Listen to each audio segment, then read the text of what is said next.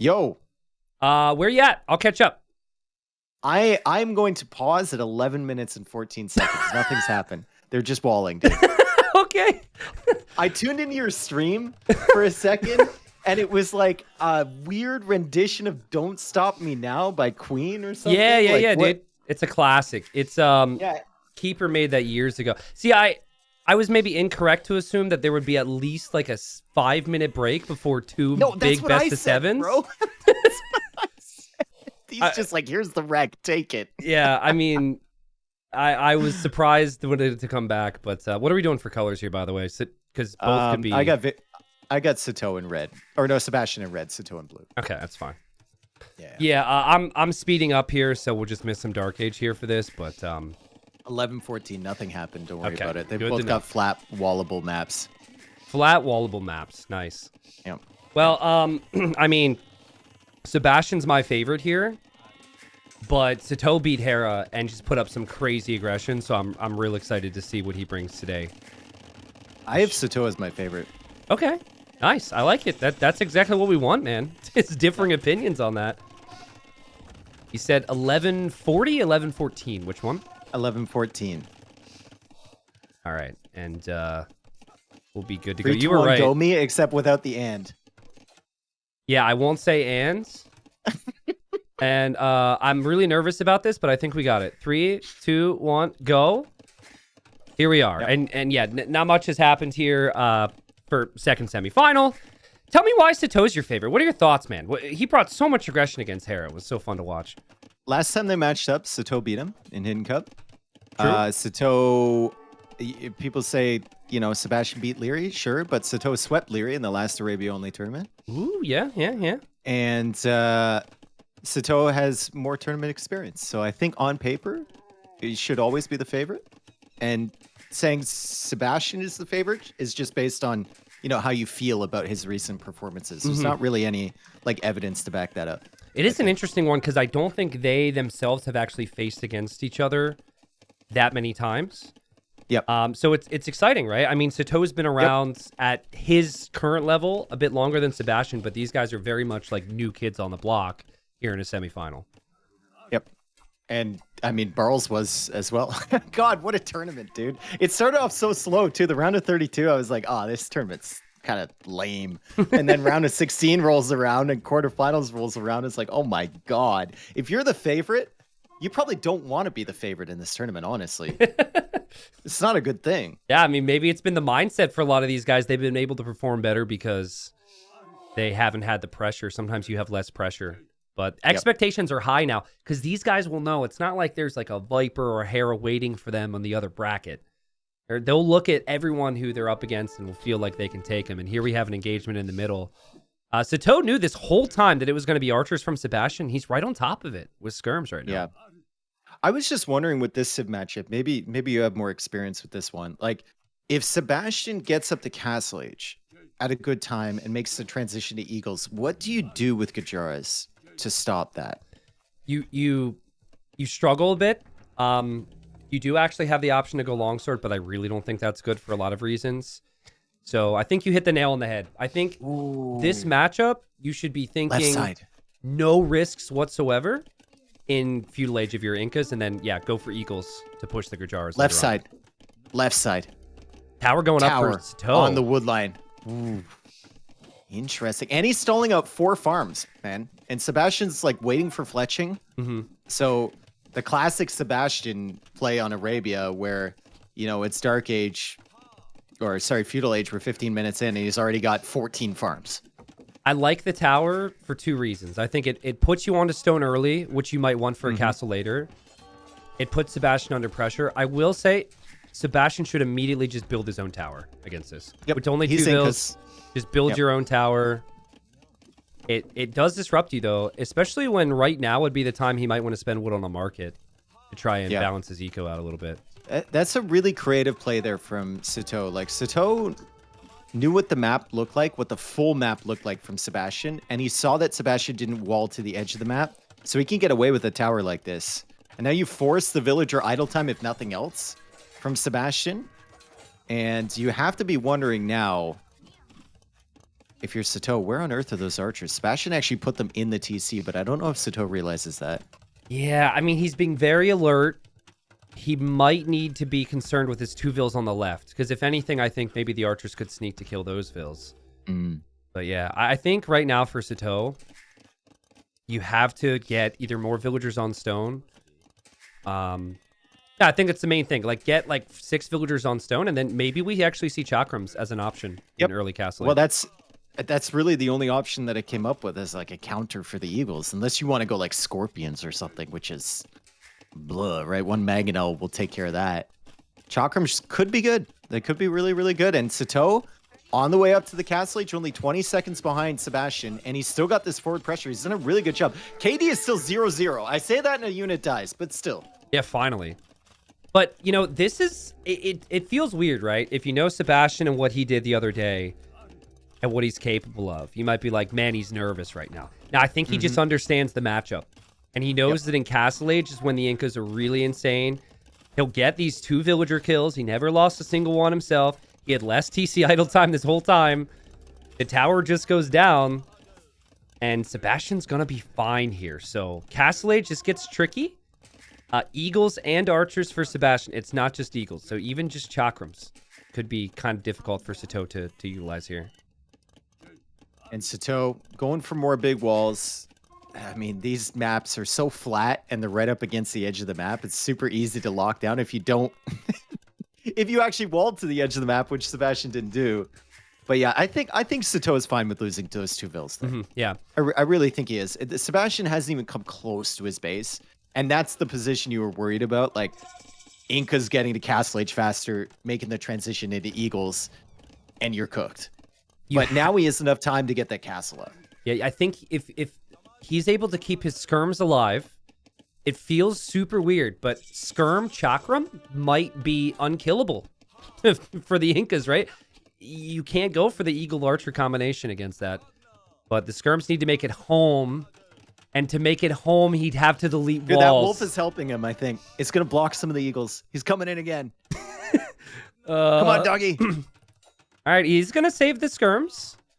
He is going to get his castle up. And Sebastian might not expect that. Like, how frequently do we see an early castle with Gurjaras on Arabia? That's such a great heads-up play from Sitaux to just go for that castle. And he still didn't see it. Yeah. Like, there could be a situation where, you know, there's 5 or 6 chakrams, and you run in with the eagles, and you're really struggling. He's also got a lot of confidence with how far out he's moved with his skirms, which could hurt him here, but the archers actually weren't upgraded by Sebastian. He went mainly for the eagles, which makes sense against the skirms. And yes, skirms for Sitaux can just defend from inside the walls, no problem. Chakrams are on the way. Second TC on the way. And yeah, the ecos are going to be flying here for both players. Really, really solid. It's exactly the type of game that I expected, right? Both players are just kind of feeling each other out. It's just an interesting Civ matchup for sure. It's not one we see very often. Yeah, this is something that both these players have had to do to beat big names to get here, right? Like, so often we would associate underdog victories with like a practice strategy that works once and wins the game, but they didn't. It's just been consistent. Exactly, they didn't all in every game. They've had full on, in-depth gameplay. So, is he hiding the chakrams right now? It felt like he was. I being think he should be. Them. I think you should be, right? Like you kind of want to clear up those crossbows if you can. He's not engaging with the chakram still. He's waiting for forging, which is good because they really don't do that much damage. It is interesting because Sebastian isn't making more archers. He's only making more eagles. And yeah, if you just bait him into making a couple more eagles and suddenly the chakrams show up, you can maybe take a better engagement here. So yeah, monks are being added now from Sebastian. He's going to try and grab the relics, and well, these chakrams are making themselves known. So what is the solution here from Sebastian? It should just be more crossbows. Like you said, though, the skirms are still alive yeah. for Sitaux. So, like, if Sitaux gets his eco up and running, he doesn't really need to go elite skirm right now because the castle is protecting him, the chakrams are protecting him. But if he keeps those alive, gets ballistics and elite skirm, like chakrams to deal with the eagles, skirms to deal with the crossbows. It's kind of weird. Makes life difficult. Yeah, it's super weird. This is where I'm excited to see what both players do. This was never the plan for Sitaux from the start. This is an adaptation. And Sebastian has probably played 5,000 Arabia games. And never played a game like this. Yeah, maybe never saw anything like this. So it's not just the chakrams, it's the timing of it that makes this so different. These villagers will take a while to die to these chakrams with the extra armor. Yeah. Chakrams have I remember one game, was it you against Nilly? And someone was making chakrams and another player was making boyars. Oh, dude, that was me. Oh, yeah. And I came to the realization, I was like, oh man, these boyars are going to be so good against the chakrams because they're only doing 1 damage. I came to the realization that the chakrams are essentially doing 1 damage to everything. Yeah, every unit. Yeah. Every single unit, yeah. If it has the armor upgrades, they do nothing, man. I think Siege would actually be a Eagles, decent move right now. Obviously, right now he's just dropping TCs because he feels he can. Sitau's not being that bold. So maybe Sitau's not even sure how much he believes in these units right now. But as Sebastian goes for the Relic in the right corner, I wonder if Mangonel defense can work, in Castle Age at least, against the chakrams. Oh, man. This corner rating just went down. It was one of the best corners I've ever seen without the Relic. But now the Relic's gone. It lost a little feng shui, bro. Dude, did you see how many tigers there were in that one game? Bro, I was counting series? them, dude. It was unbelievable. The Drush ran into 4 tigers. The Spearman killed 7. Yeah. It was crazy. I thought I was alone counting tigers. No, I was doing the same thing. It was. So I went back. It was 14 tigers, and then on all the other maps, it was 5 wolves. So there must be. I don't know if it's a tiger bug or if it was just that map. But next time we see tigers, we'll have to count for sure. Slingers. I don't know if slingers are all that good against chakrams. I don't know, but they're not good against skirms. So with the skirms certainly are kind of an issue. And look at Sato, dude. I remember talking to Margugu, and I was talking about he and Sato's style. He's trying to get better, whatnot. And he's like, I have an issue where I try and be like Sato, and I try and go with an in-your-face castle, and then I'm down all of a sudden. And this is something that Sato did against Hera a bunch. It's a really interesting aspect of his play that isn't really talked about a lot. What is this? Sebastian just shift queued 400 stone. He spent 700 gold, instantly places a counter castle. Yep. No hesitation whatsoever. And that was sick. The chakrams, they won't be able, because of the stone position, to get a good spot to hit the bills. And Sato, he's going to get the castle up, I think. But it'll cost him. It will cost him. What a great reaction from Sebastian. Does it go up, Dave? It won't go up. It's full down, 90%. It won't. Dang, dude. And he calls the GG, and that's exactly what Margugu described. Bro, that reaction from Sebastian was so quick. Yeah. He saw the with his spearmen, he saw the villagers running past with the chakrams. He buys 400 stone and just insta places it. And he brought 30 vills as well, right? All the vills. Yeah, he didn't hesitate. He knew how important that would be. There was also some focusing there with the Eagles. He was intentionally focusing down the vills. And the Bod Canero click came in too. And the castle was even tasked. The castle killed 8 units, 4 of which were vills. So that's a shame. I mean, it was actually a really fun game, unit comp-wise, to talk about. But at this point, I can understand the GG because you just tossed away 10 vills. Sebastian's got 3 relics, 3 TCs, and Sebastian was doing fine. So Sitaux very aggressive this game. The positive, and this is the same thing we said in the first semi, is Incas are really good. Their Jaras are solid, but they're a bit matchup oriented. So I actually think this is one of the worst matchups. Good in that matchup. Yeah, it's one of the worst for Gujaras for sure. Anytime you match up against a Mesosiv with the Gujaras, you're just kind of sitting there like, oh, yeah. You pretty much pick them as a counter to Cav Civs, and they can't make Cav, so you're kind of screwed there. So, but GG, Sebastian takes the first game. I still saw a lot of promising signs there for Sitaux. I like that. Here we are, game 2.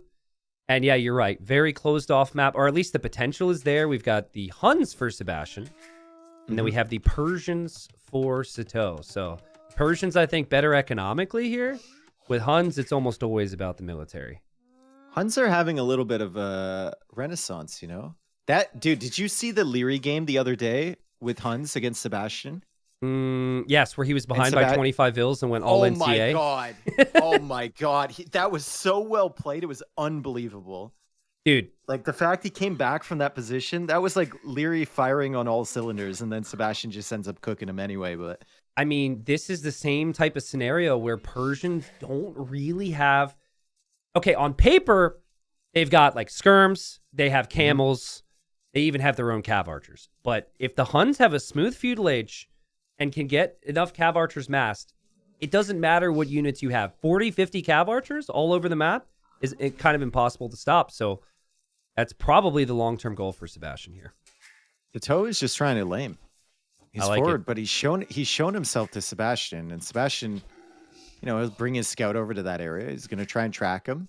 Brought the llamas in, and Sitaux didn't find anything except Sebastian's base. Yeah. No I like how back. I like how he went forward. He tried to steal something, which is of course a risk. You don't know what you're going to find. Immediately goes back home, right?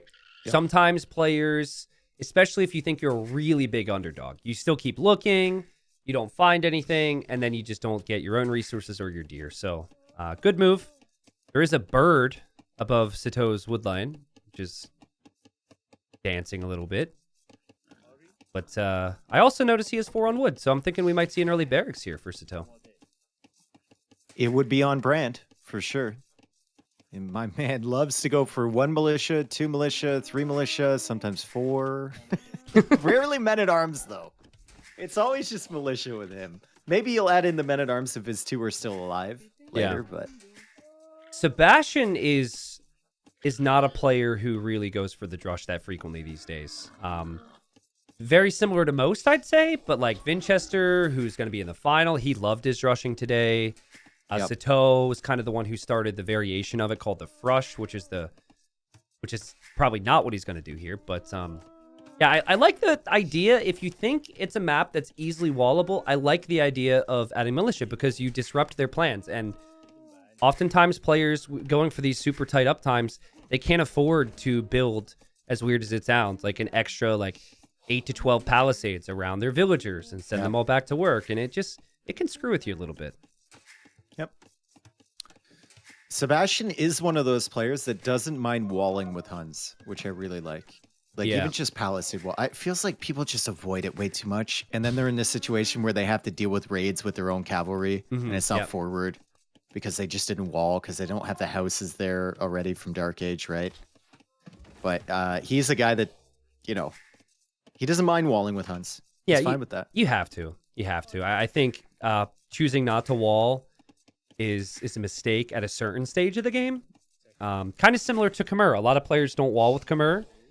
And then add the barracks. Yeah, or add the barracks. And then it's like you needed cooked. spears, bro, or you can't just be in your houses all day. So, but here comes the militia. Sitaux was maybe even considering a third here. He did actually collect some extra gold, but chose not to go for it. And like we said, this is a fast uptime for Sebastian. Your eco's somewhat vulnerable. He saw the scout and added palisades. Now he sees the militia and is adding palisades, and that's great heads-up play, actually, to keep the militia out for now. Yep. And Sitaux has respect for him, too. Maybe if Sitaux was against Stout or something, he'd sneak past that palisade, right? But against Sebastian, he's like, nope, that's not happening. So let's see. One thing Sebastian would have done here, though, is run in and snipe the llamas if it was the other. He was against Sitaux here with his scout. Maybe. Forward. At least in Feudal. He would. Yeah. But, okay, so let's see, right? I said 8 to 12 palisades. So there's 13 palisades. He's building the racks now. Let's see if he can get the proper timings on the eco upgrades you would normally want. And also the stable.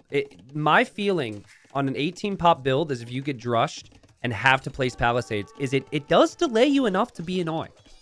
And this guy's Huns. And more important than that, it keeps your first couple scouts at home. Yeah. Unless you're opening range, right? Yep. And so let's see.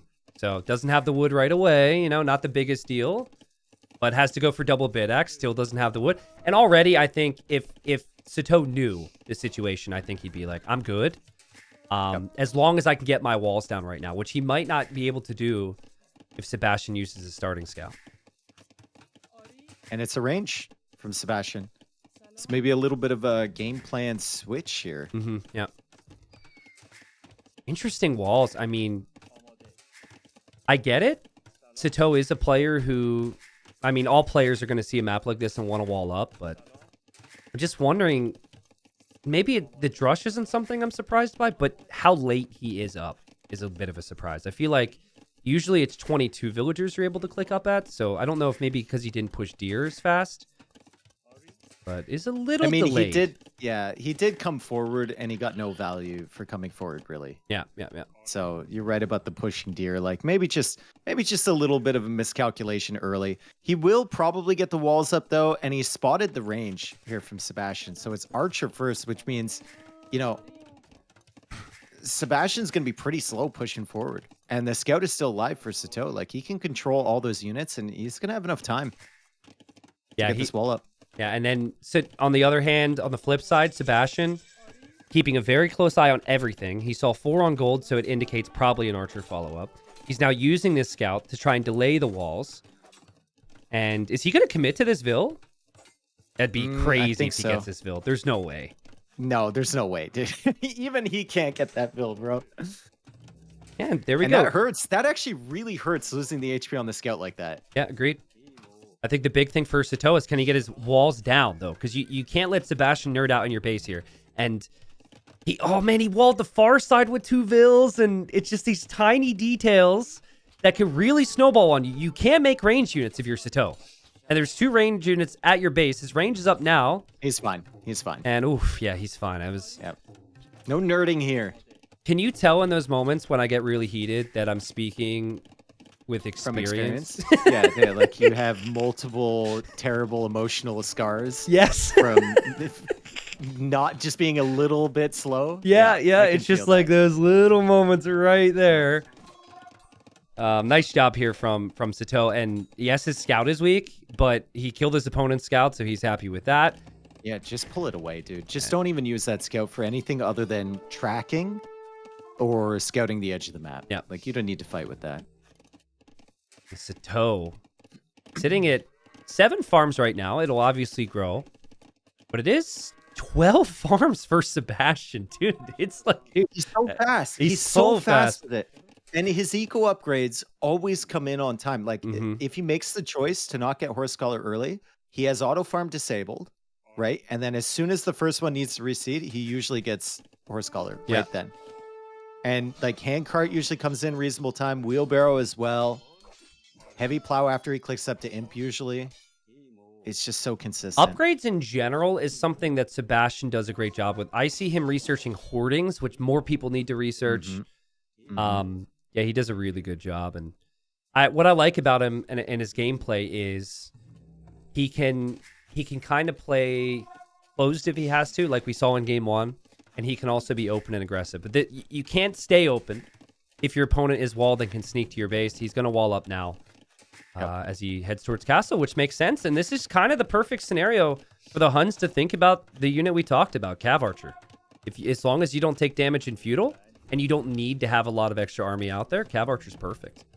Watch it be some completely degenerate Cav Archer versus Persian Cav Archer play. I've seen it happen before. It's disgusting. I don't know why people love Persian CA so much, even with Parthian. So a reason I think Persian CA is good beyond the units is you can boom so much easier. True. Because if you try and go like knights and camels with Persian TCs working so fast, it's super awkward because you just don't have the food. So I think opening Cav Archers and then maybe game planning out of them long term is good. But then it's like, if you commit so much to CA, it doesn't feel natural to game plan out of them usually. So it's tricky. I like the walls with Huns, man. I think a lot of people wouldn't have walled this. So what does Sitaux do here? He's going to click up at a pretty reasonable time. He's collected more resources, which is to be expected in a 0-0 eco KD game, which might actually change. Is it a forward siege angle here for him? He's going to get up first, probably. If he feels he can move out across the map with a Vil, yeah, possibly. I mean, you could add a stable right now if you're Sitaux. Yeah. There's a stable.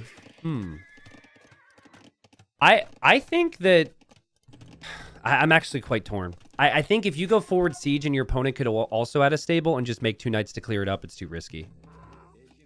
So I think if your eco's so good and you've got walls, he probably just wants to be greedy and boom up a little bit. And both players are up. But, you know, Huns, in some ways, they want the messy games. It hasn't really been messy. In other ways, they want the cav archers, which, you know, this type of game gives you that opportunity. So that's probably the plan here.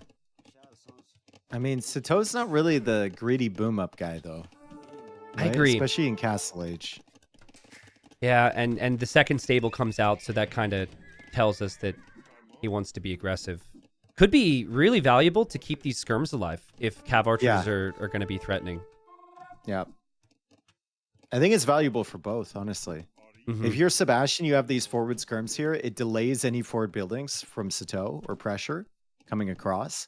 And if you're Sitaux, you want to keep your skirms alive so you can potentially have an army to upgrade to counter the cav archers. Or at least keep them at a respectful distance, you know? Yeah, big thing to mention here, which is so difficult to notice at this stage of the game, but if Sitaux loses map control, he is not going to have much wood long term. He's got that one chunk in the back. If there's cav archers hoovering around his base, he's in trouble, so he needs to have map control here. I like the one archer from Sitaux on Sebastian's wood That is it. I love it, dude. I respect stuff like this so much more than I really should. This is in the same category as using your scout to attack a random building just to give them the attack notification. No. At least this one can actually idle stuff and kill villagers. That one's just being annoying. It's idling their brain, dude. Everyone talks about the idle villagers. That's, it killed the Vill! It killed the Vill! Sebastian, you gotta respect it. Put some respect on this archer's name. His name is Gort. He's doing a good job. Gorth. No, Gort, son of Girth. Well, he dies, but they will have a plaque in his honor back home. Knight from Sebastian will kill off some of the remaining skirms, and it is 3 range cav archers. Remember, it's cheaper for the Huns to make cav archers. So that's why you see this, and I love how aggressive he's opening. If you try and boom against the Persians, they will outboom you. That's a guarantee. Yep. But if you take map control, anything can happen. Yeah, but it could be good for Sitaux if he stays on like 2 TCs here. Yeah. 2 TCs, go for the elite skirm like he's doing. Make sure you get the university up. Use that wood that you would use for the extra TC to go for the university and ballistics. And then try and have a counter to the cav archers. And you know you're kind of scaling your economy behind while also staying alive. So this is the thing. So he's 2 TCs, right? Vills are flying. He's already has a big Vill lead. He's got like no food for knights out of those 2 stables. Doesn't have the food for Bodkin. I swear, this is like the most needs a house. Anti-bonus, the faster working TCs. It's a great bonus, but it really hurts if you're trying to play a mix of army and eco. Okay. All right, so Tristan saying that he can't handle his TCs? No, I can handle the TCs. I just can't produce out of my military buildings. That's the problem. Too much for you to handle, buddy. Second TC for Sebastian on the front. And the Sebastian, siege workshop. What on earth is that? Did Sitaux see it? He saw it, brother. Go do something about that. That's crazy that he was just building that there. I mean, he's going to notice now, I think, because he's just repositioned his army that way. But it goes up.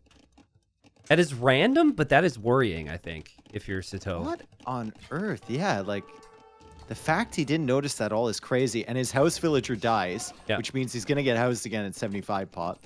Not really the greatest situation here for Sitaux as he goes for a siege workshop. And his knights are trying to push this back. Army advantage still in favor of Sebastian. Can you, like, if army is an issue here, should you just idle your TCs for like 2 minutes? Make a house! Oh, God. The houses are still not built. He built one on the front.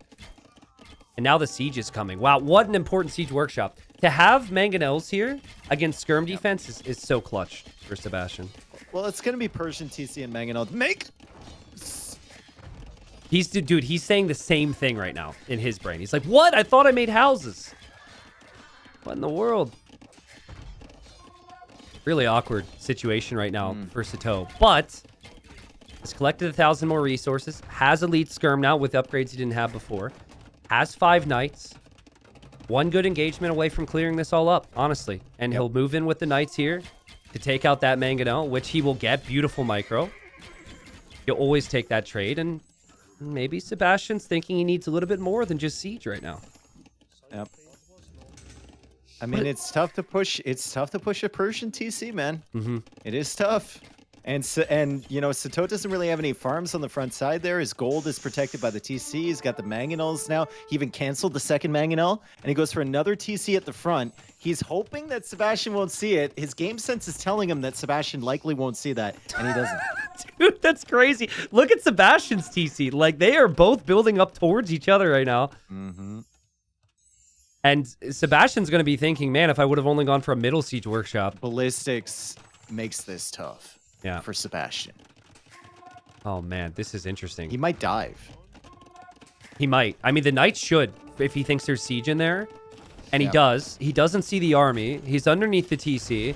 Down goes the siege. Sitau's going to loop around to kill the mangonel. The cav archers are going to go back. The skirms are here, though, getting some nice kills. Conversion should come in here for Sebastian. He gets it. Is he and not the siege killed stays mangonel? alive. Oh my god, he saved that mangonel. Sick. Dude, the knights in the back, too, really killed sick. 9 vills as well. Yep. What a crazy decision to dive there. Oh my god, and the micro continues. He also brought more villagers forward to repair the siege so he could still maintain his position. Sebastian has kind of evened this game out a little bit. 67 vills to 70, and the knights are still back there. Yep. And cav archers looping around that way as well.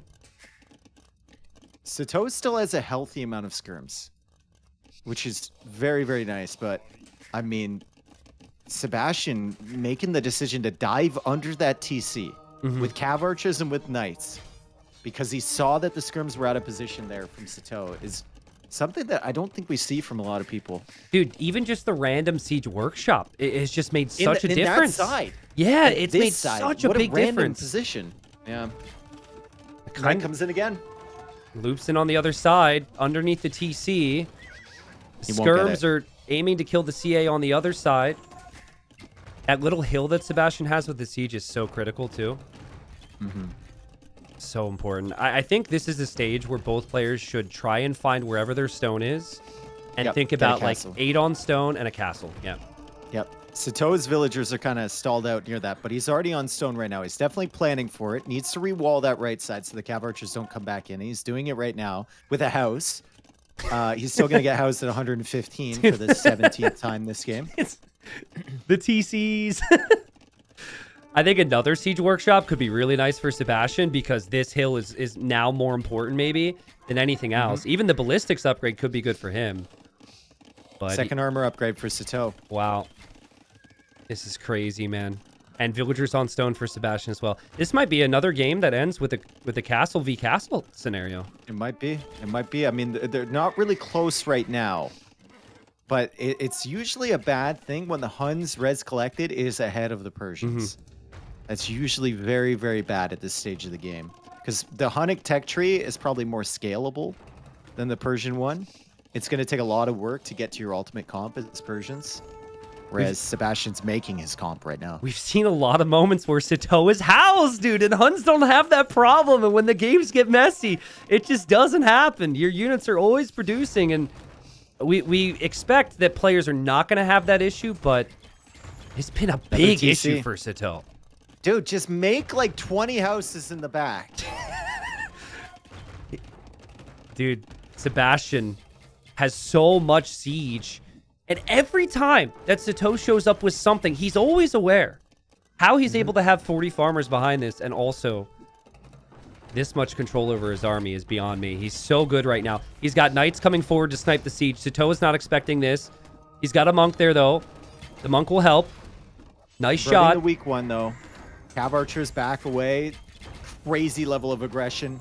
Sitaux actually concerned about losing his Persian TC. That tells you how much damage Sebastian's putting out here. Sitaux has gone for that 4th TC behind, and he's not housed currently, which is good. He is making the switch into knights. Sebastian needs to be careful. Like, if Sitaux, he's losing that many units here, like, he could suddenly show up with a ton of knights, get some big mangonel shots, and clear all this up. +2 knights. +2 knights will take out the siege. It will always threaten the skirm. Sitau's going to lose his TC here soon, Dave. I think he's going to lose the game. Sebastian's going to be a 200 pop soon. This is crazy. That's crazy, dude. Huns are Huns, man. Cav archers are dying, though.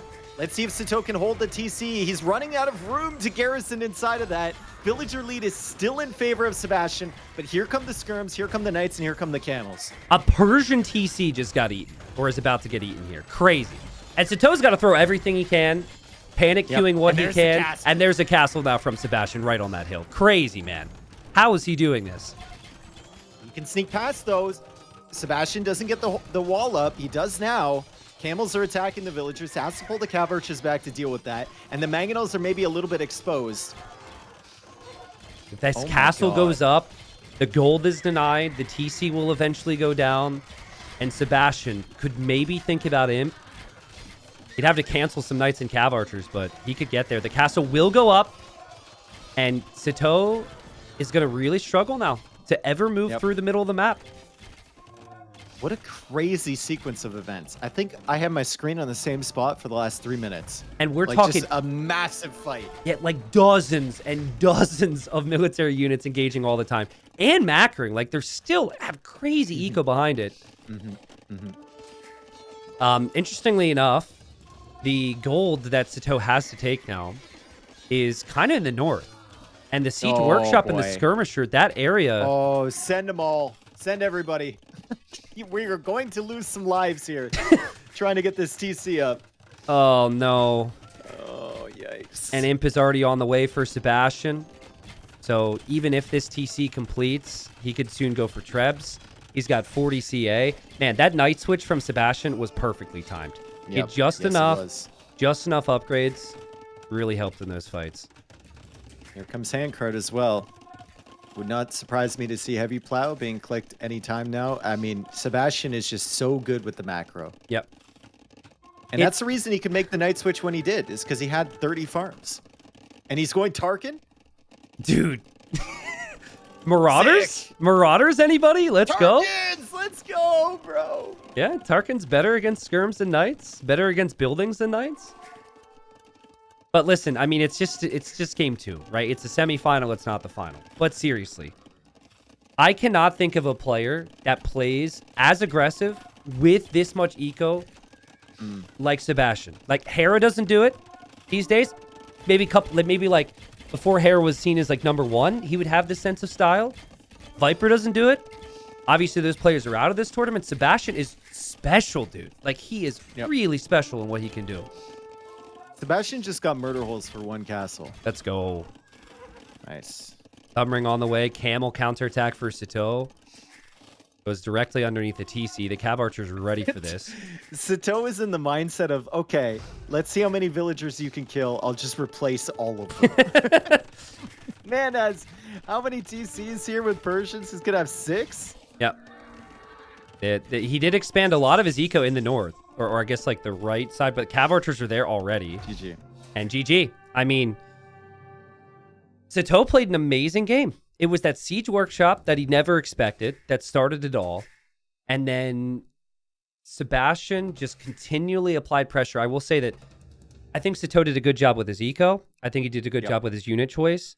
He really struggled, to manage the houses and the eco and the fighting all at once. It was just one extra step that he was missing here to handle Sebastian. And it could have been avoided if he had just killed that villager when he saw the Siege Workshop Foundation, but he very clearly didn't notice it. Yeah.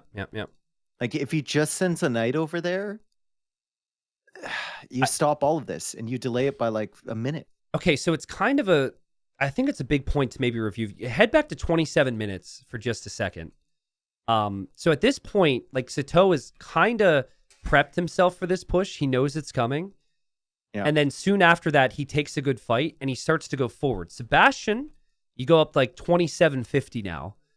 Yep. He doesn't know where Sitau's army is. And then right after that, the second he notices that Sitau's army is forward, he dove.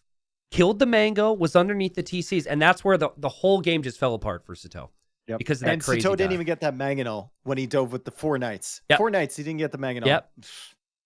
But like, you have to have some guts there, dude. To dive underneath TCs when your opponent already has ballistics and your opponent has skirms and siege.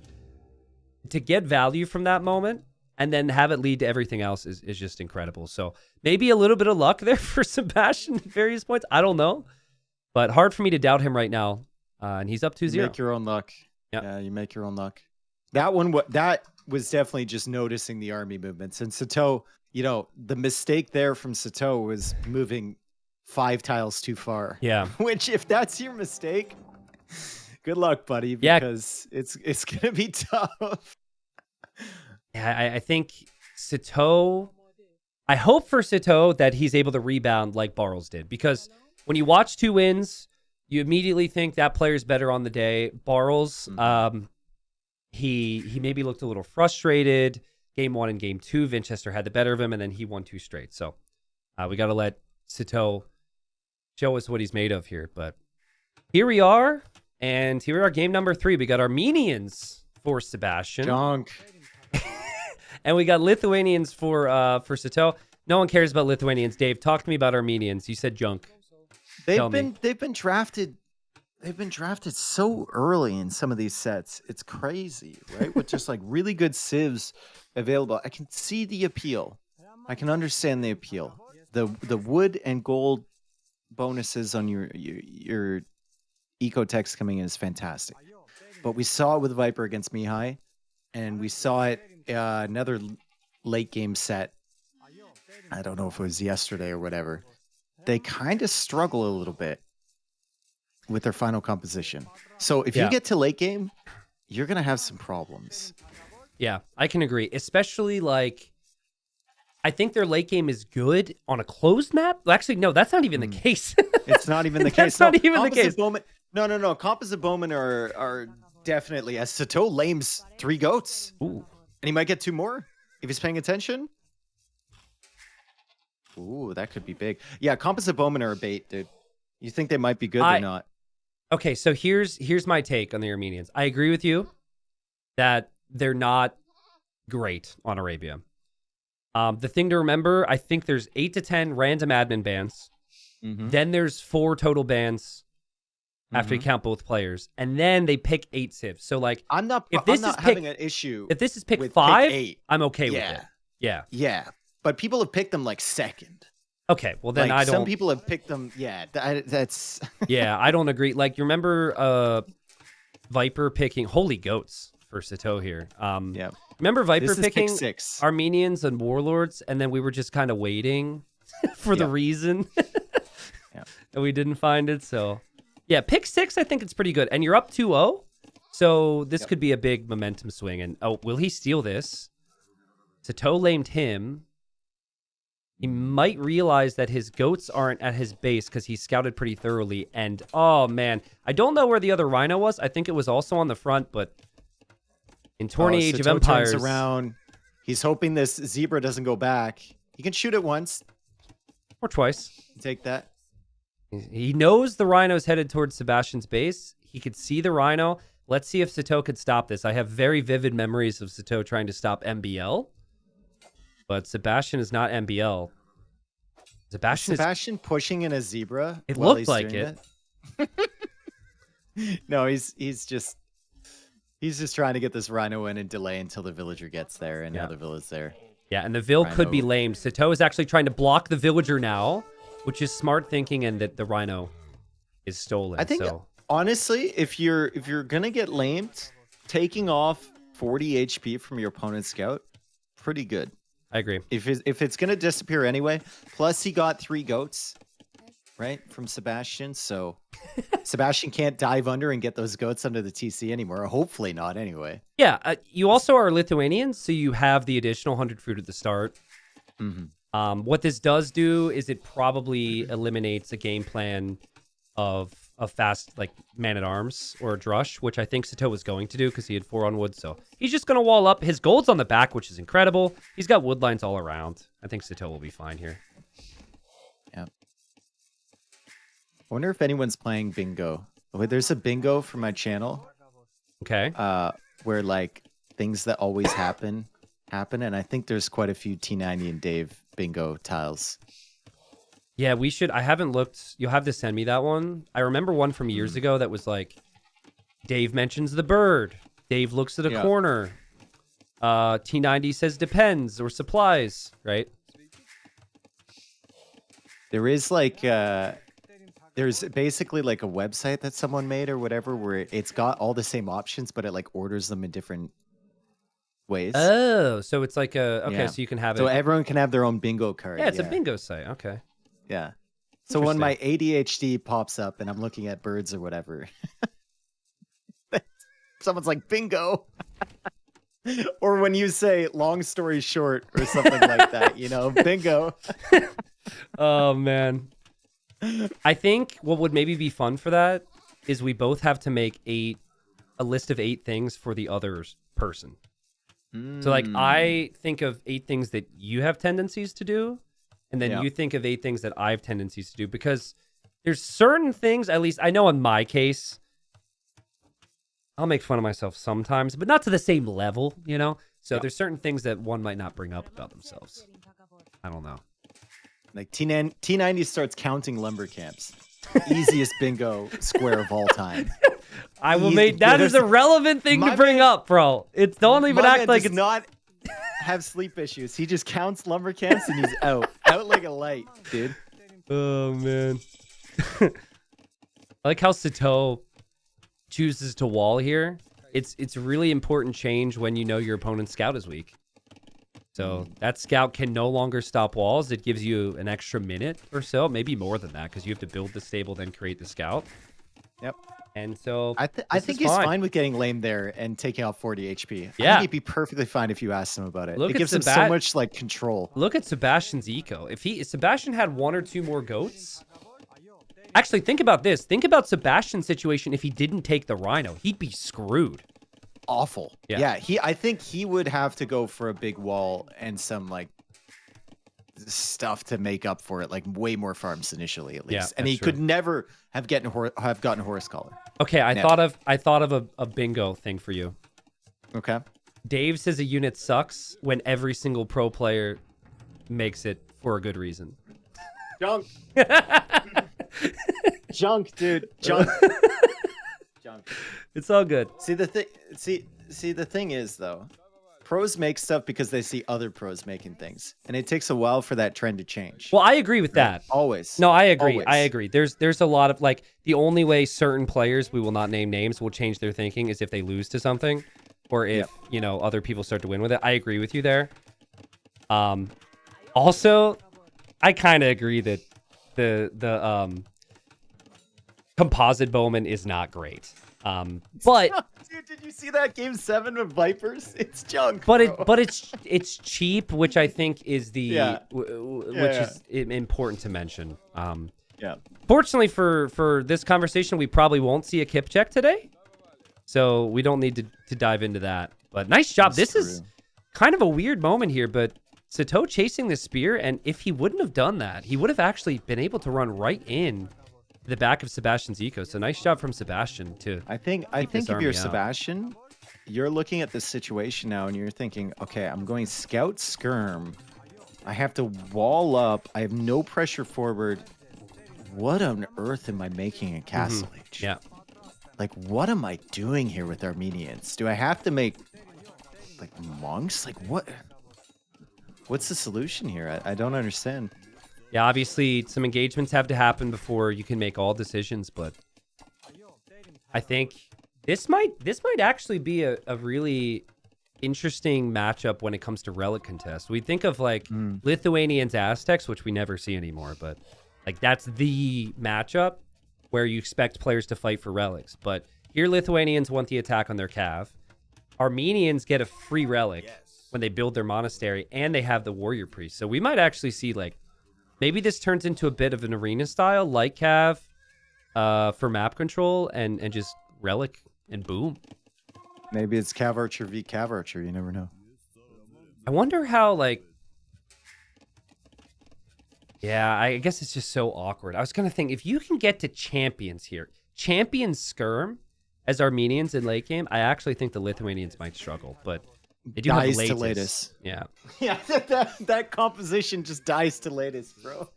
It's like, enjoy your So HP. hard. You have no armor now because I so exist. hard. I've researched nothing. I'm better than a knight, and you also have no armor now. Yeah. Yeah. Good old Latus.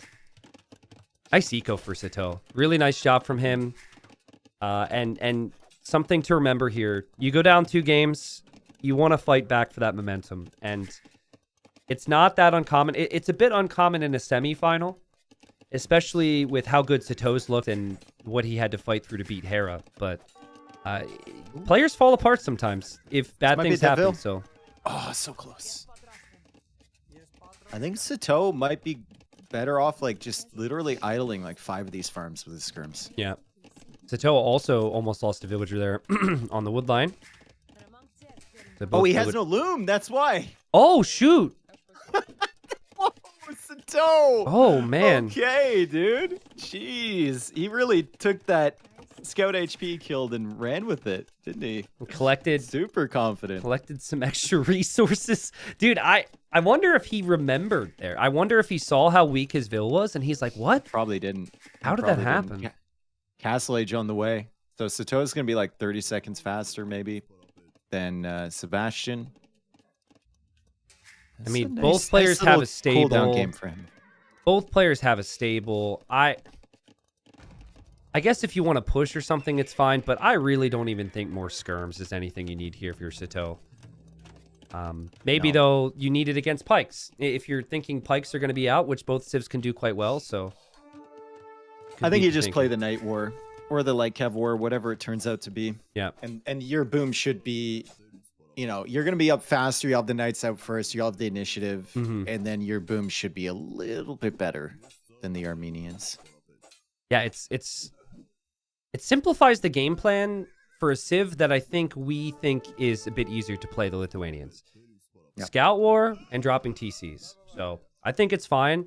Both players will have the same exact concern, actually, long-term, as we see the skirmishers for Sebastian get trapped in there. Nice job, Sitaux. It's a good corner. That is a good corner. If only there was a relic at the top, you know? Yeah. But look at the gold situation long-term for Sebastian. Both those golds are forward. It's actually his main gold that's forward. He also has a stone exposed, and then it's similar for Sitaux. So stone exposed, gold's forward. So map control matters a lot there. Sitaux has the scouts. I want to see him exploring for the relics, and that's exactly what he's doing right now. And he's got the really weak one. Just plop that bad boy on auto scout. It'll get the Elite job skirm done. is super weird to me. Super weird. He sees the stable. Like it's just he saw it is scouts. Weird, isn't it? Yeah, like the second stable you might not expect. If he's going siege push with it, I get it, but it is. Again, it's not bad. He can still boom. He still has time to see the light cav and back away. But it doesn't it doesn't fit the situation over eco upgrades right now in my situation. What's weirder here? The elite skirm upgrade here or the elite skirm upgrade for Burls with Lithuanians against Gebetto? That villager's still not dead. Oh my goodness.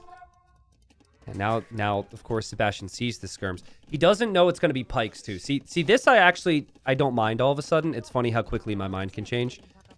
But the fact that he's got 6 pikes near that actually means that this could idle some farms and be very much worth it here. But yeah, dude, Barl's just... He had to invest so much to stop 5 Gebetto and 2 Scorpions. And I was saying, like, any average player, the 5 Gebetto, 2 Scorpions command no respect, and it just dies. But the way Vinch was microing, Barl's just invested so much. And yeah, he didn't know what to do. He was under pressure. He had like 20 units queued out of 2 ranges. Ugh.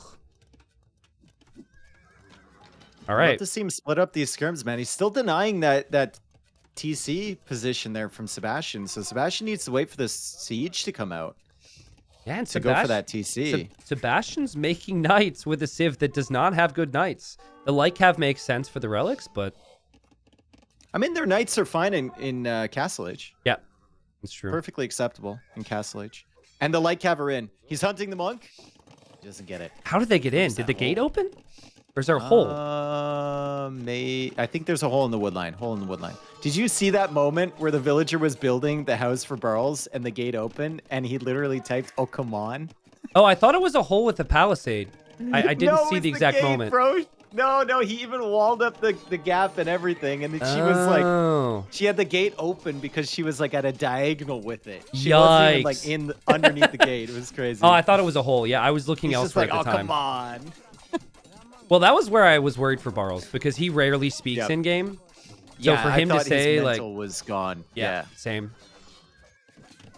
This is interesting. So Sitaux applying so much pressure. Still, Sebastian hasn't lost a vill, which is crazy. He just does lose one as I say that. But if he breaks in here, this wrecks Sebastian's eco. But the Scorpions are there, and I don't know, Sato. I think you gotta realize this and back away.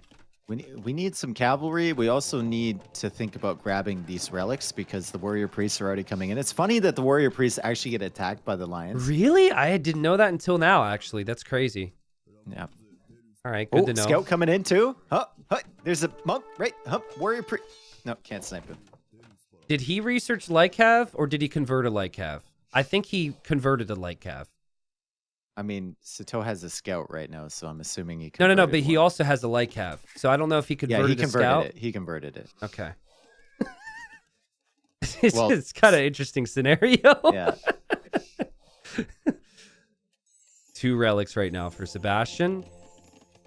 So I don't know what you think about this, but like pros always want to use their army all the time, right?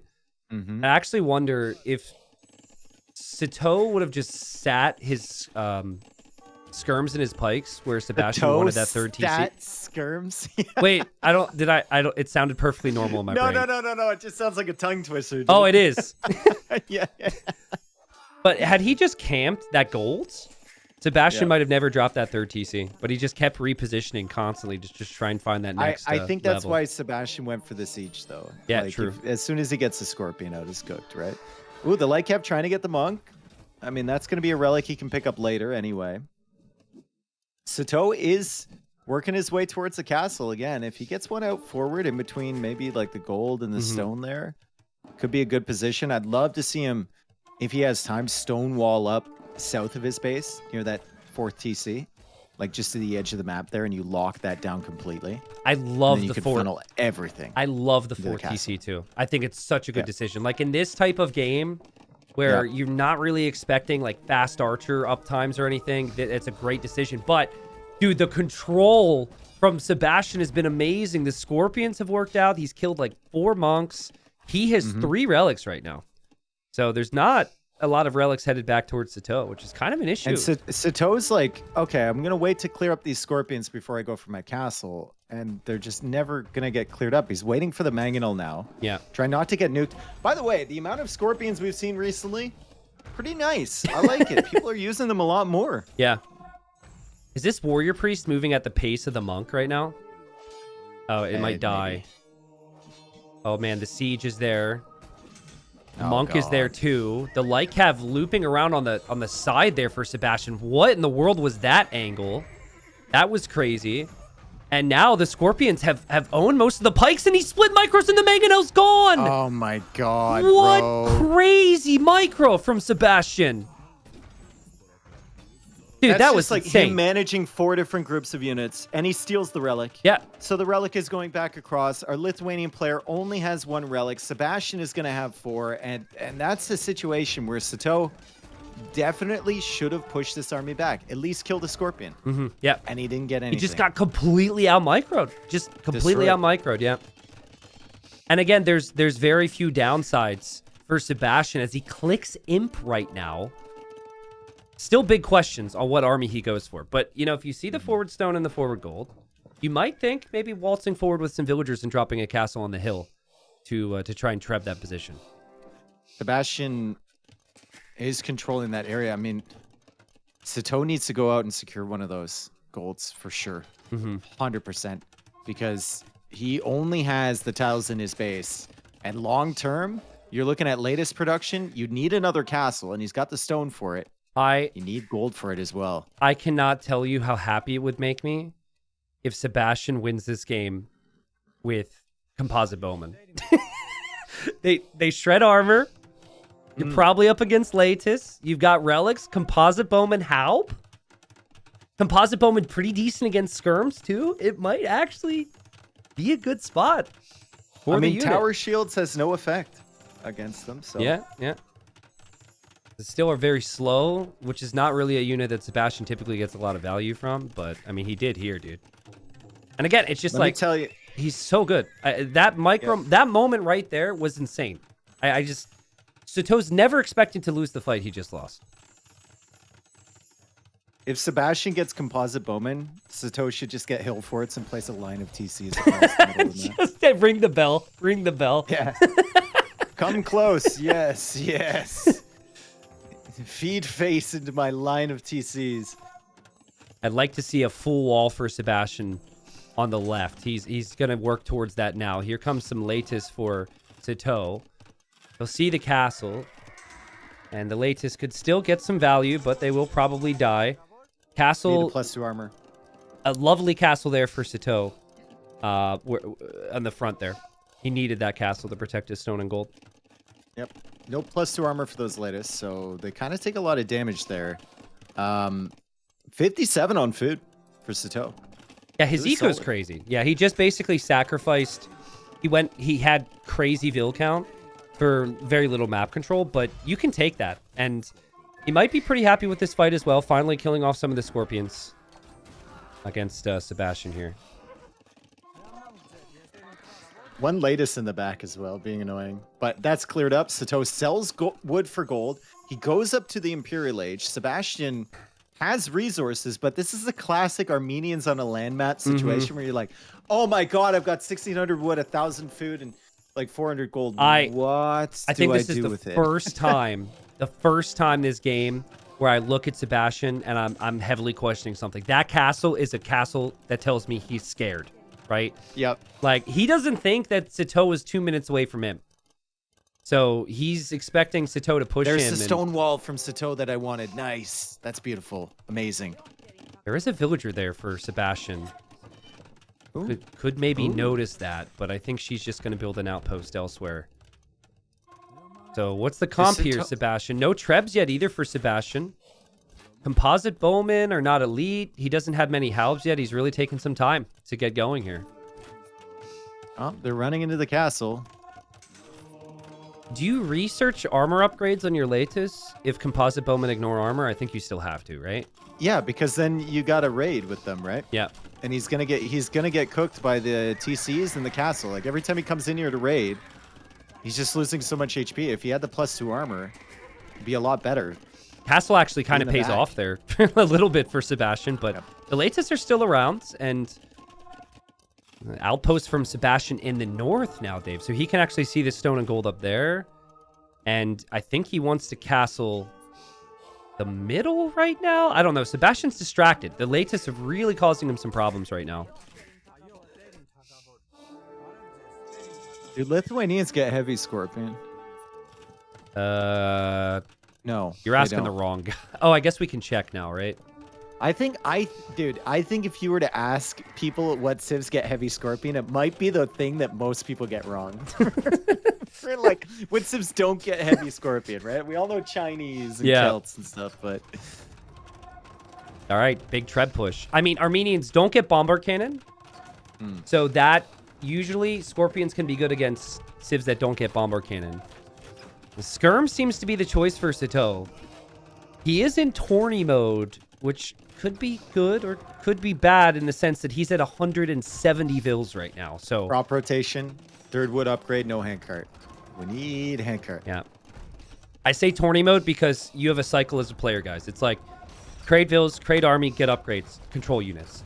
And it's hard to pay attention to really small details sometimes, particularly when you're under pressure. And this pressure's coming in hot. He only has one relic. His stone and gold is behind this. He's going to lose this castle. He's actually pop capped. He cannot make a Treb right now. Do you think Onager would be a good play for Sitaux? We saw it from Mihai. If the castle wasn't there, yes. I feel like Onager doesn't give you much benefit if the castle fire gives you coverage. I kind of like the skirm raid for Sitaux. It's actually going to be pretty effective. What is Sebastian supposed to send home against skirm? He has to wait for like champs. Yeah. Which is still like 5 minutes away. Yeah. Right? You know, the Bills are radioing in. They're saying, we need help out here. It's like, we're coming, man. When? We don't know, but we're coming. I mean, so that's something. But the tech switch is coming. And Sebastian's done well with the 4 trebs here on the hill. He'll likely treb down the trebuchets there for Sitaux, but Sitau's going to repair that. And yeah, dude, the skirmisher raider, it's working right now. And Sebastian's just like not dealing with it. He's waiting until he has the champions. He's going composite bowman. Composite bowman back. Another thing I'll say is like no one goes. It's composite.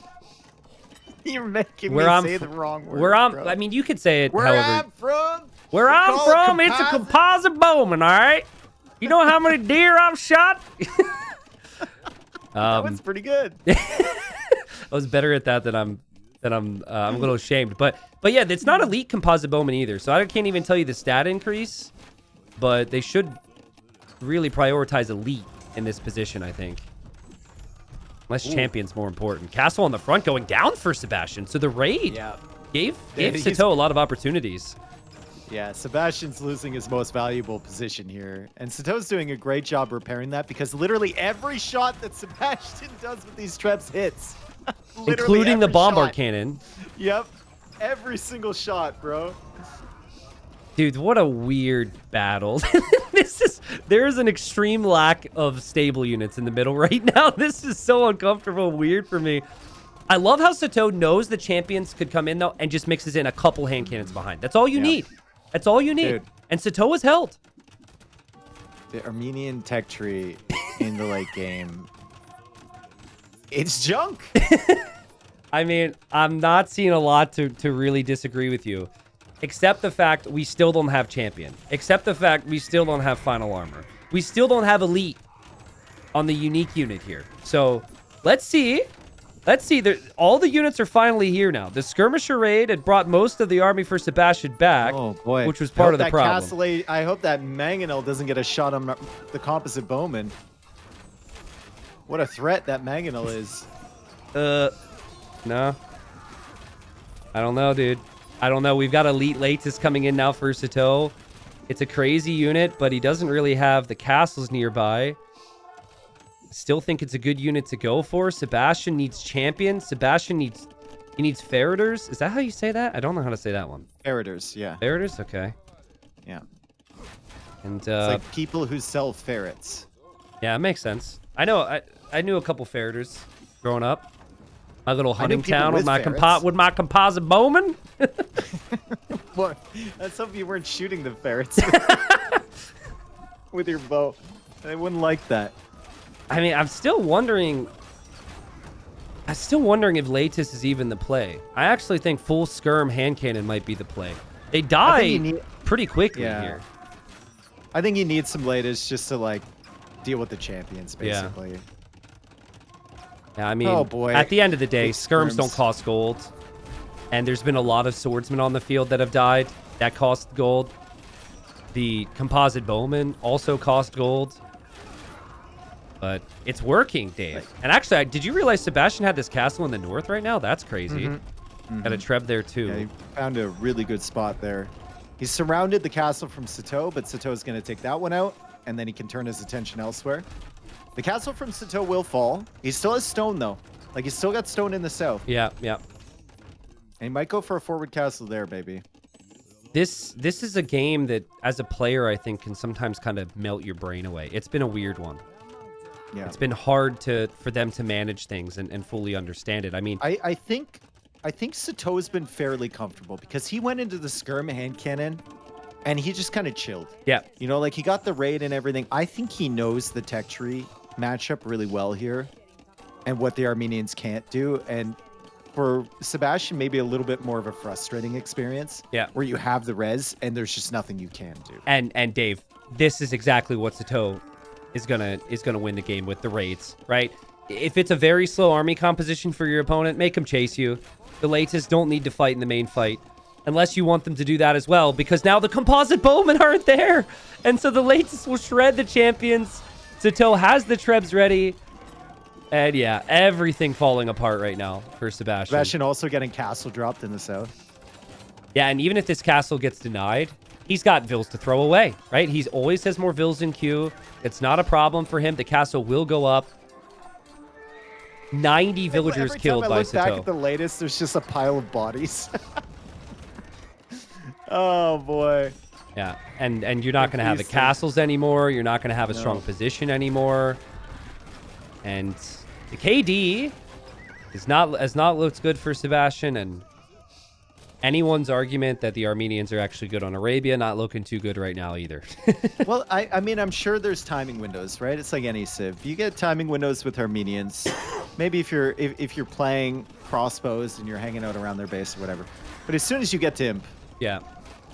got it. Elite composite bowman now? Yeah, see that's part of the problem here, right? Again, doesn't make that big of a difference. We'll never know, because he's only going to have like 8 of them by the time this upgrade finishes. Clearly, I think Sebastian wasn't comfortable with the late game of the Civ. Maybe there's still some figuring out to do. And Sitaux was super consistent, man. And like, this is the type of game he needs to settle his mind. You lose this game, you probably are out of it mentally. You win this game, you look at your civs again, you've got a couple strong civs remaining, and you think you could tie it up 2-2. So this is big. Also, the stubbornness in the south. Did he kill those Trebs? He ran in with 3 latest, sniped them, and didn't lose any HP, and then ran away. Yeah, sick job. Even getting guilds now. And the relics aren't too far away, too, if you want to stack those. I think Sebastian's only in this, and as he calls it GG, because the relics, right? He had 5. Yeah. So give it a good run. But Sitaux takes back a game. There were way too many fights without the elite upgrade on the unique unit. Way too many fights where it was just two-handed swordsman without the unique tech. It's not that big of an upgrade, right? Like, you get a little bit of extra HP. You don't get any range. You don't get any extra attack. It's just like creation time and HP and maybe 1 armor. Yeah, but like, okay, so say you don't get elite for the unique unit. You make, what was it? 86 champs, but half of them were two-handed swordsmen that died without the final armor ever being researched, without the unique tech, which adds tons of extra HP being researched, without the attack upgrades. Like, I think everything that Sebastian did that game, military-wise, was not so great past Castle Age. The eco was perfect, so... but obviously, we're not going to fret too much on that. I think Sebastian will still see that as, that's a late civ pick. It's not a good civ for me. It's fine, whatever, and just forget about it. Ooh, this is a matchup, dude. This is a matchup. Coming out of an Armenians-Arabia game to have Portuguese Franks. Let's go. Both these civs really good on Arabia. Map's pretty open. I think Sitau's got the better map for walling. Yeah, one of these maps is better than the other. Yeah. It's Sitau's, right? It's safe berries as well. It matters for both of these civs. Although Sebastian can make do. Like, Sebastian can wall this up, and I think like his secondary gold spots are going to be better long term than Sitau's are. So, well, maybe not that one. That's super far forward, but the one at the back, surely. Yeah. What have you felt about the map balance in this tournament overall? I think it's been okay. I mean, there has been instances where, like Andy yesterday, I think he had forward gold in all 4 games leading up to it. But that's, golds that aren't necessarily too far forward, aren't necessarily on hills. Just something that is unfortunate and you can't really get away from. As far as the woodlines, I think they've been good. Yeah, just the golds. I think so. Initially, when I watched some games, I felt bad for some players. It was just, and this is the latter version of Arabia, so there's a lot of opinions, obviously. Initially, I was like, well, okay, X, Y, and Z, that example's unfair. But then I'm like, in a best of 7, it balances out. It's all small things. Matter. Like, if you can't win with this map, it's probably more so the skill elements than the maps. Now, I think Civs is a whole other conversation, but I've actually liked the variance. In the past, I was against variance because I felt like variance for Arabia is tough. Because let's say someone picks Mongols because they want an open map and it's a closed map, then they feel like it's a wasted pick. But I haven't had that impression. I've really liked it. Well, Sitaux came forward, he did absolutely nothing with his scout, and has still missed the 2 forward pigs in front of his base and the ones on the left. Must be a map issue. Must be nice. Yeah. I mean, it is a really nice generation for him if he wants to go archers or scouts here. You always want to wall towards your wood lines. He's actually going to wall between the wood line on the left. So some players will go for the small walls towards the TC. He's not even going to aim for that. Which civ do you prefer here? Or is there one that you prefer? I like Portuguese better. Okay. I think I agree. I think if Portuguese get to Arbs in combination with whatever they want. Even if you're in a night war, I like Portuguese in a night war more than Franks. Yeah, true. Maybe like knights are cheaper. You add in the monks for cheaper. Monks. Yeah. That's good. I think and where berry Franks bonus is better. It's just like I think where Franks are good, which is just the fact they're easy to play. Portuguese are too, but I mean the free farm upgrades. How many times do we see someone like not getting, maybe not horse collar, but like heavy plow, right? Or how many times does having a castle a little bit earlier matter in a game? I think it's pretty common. So yeah, I think Frank's just easier to play, but the map is not easier to play, dude. I mean, the walls that Sitau's going for right now, just not an option. This might be Sebastian. fast castle. This might be fast castle. Ooh. I'd agree if he places a house right now. I think he... Did he forget the house? Sitau's had housing problems before. Yeah. It might be... Okay, it might just be go up in the eco upgrades, potentially. Maybe add 1 range. Yeah. You're right about the houses. So he has 2 villagers queued. He forgot 100%. And now he will not fast castle. If it was his plan, I think he won't fast castle now. Let's see. It was the plan, dude. It was the plan, and he forgot the house. I mean, if you are playing adaptive like this, it does make sense. Oh, right? I hate it. You're not used to playing that. You're not used to placing that house. Yeah. It's not the first time we've seen a player get baited into trying like a full wall fast castle play based on the map. Yeah. Yeah. So is it fast castle? Fast castle in the organ guns with no stone? I don't like fast castle if you don't have stone in your base. It's weird. Maybe just delaying it. Maybe just delaying it. The deer won't move. There we go. I don't know. All right. Well, he's trying to push that in. It's still open, so he needs to wall that up. Can you imagine if Sebastian denies this right now? I can, because it's very possible. Sitaux? Oh my god. He was almost in Feudal Age too. Imagine if he didn't get housed and he didn't get loom there and the scout gets in. True. He deletes the wall. Is he going to push this thing in too? Nah, I think he just wants his scout out. I think he sees Sebastian's scout is on his walls and he knows he can run away. So here's my thinking, right? Very secure in Feudal Age. But other than that, like I feel as though Sebastian has actually played this pretty well. He sees the full walls and he doesn't see a barracks. He added a barracks, but he never even added scouts or a stable even. So he's just like, fine, I'll rush Feudal Age eco upgrades faster than you. I'll add a lot of a lot of eco and get more resources. So good adaptation from Sebastian after seeing the walls. Yep. What do you think about cav archers from Portuguese? If you're going fast castle. I don't like fast castle cav archers. But actually, all right. I don't like fast castle crossbow because crossbows feel so expensive. That's what I'm saying. Yeah. That's what I'm saying. Like, it just feels like it's so slow. And you can't respond to like the pressure that's going to come in on your woodline. The woodlines are definitely going to be an issue if he's trying to get something going, and he's hiding the range. I don't know. I think you've said this. I know Margugu certainly said it. Sebastian's trying, or Sitau's trying to cook here, but he might be burning the food.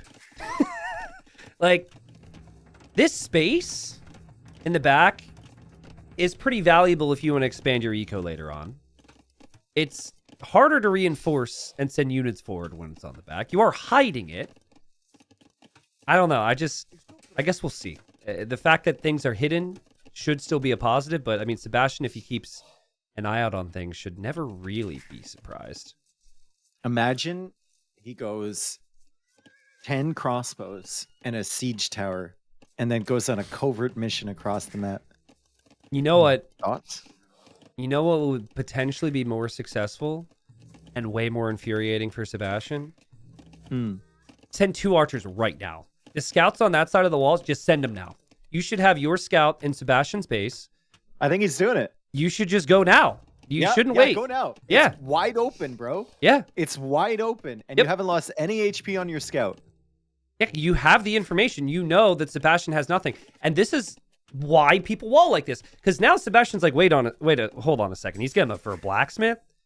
He wants upgrades. Hold on. He's going to check the wall. It's still going to be walled because Sebastian He's rewalled not up to it. Castle Age yet? Yeah. Yeah. It's kind of confusing, yep. And right now, Sebastian's thinking it's a straight up fast castle. So he's trying to click up before he does anything else. 2 archers in his eco could just wreck his day. I like the play from Sitaux, and I take it back. The walls are great.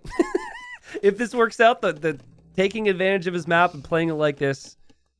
Dude, you are ends up so looking fickle. pretty smart. I am very fickle, dude. Yeah. Very That's easy. a good word. Fickle.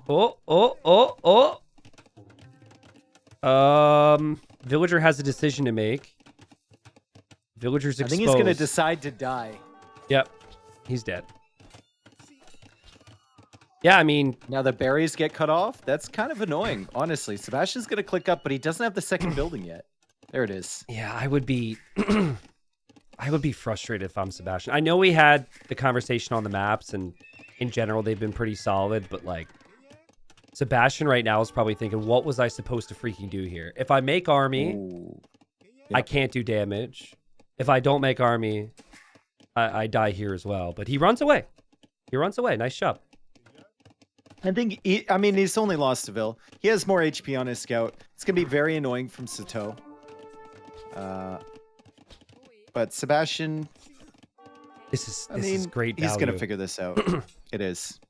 If the follow-up archer army gets in, Sebastian could be in big trouble here. If he's able to get the walls down, which he's walled in the south. He missed a wall. He's trying to figure, okay.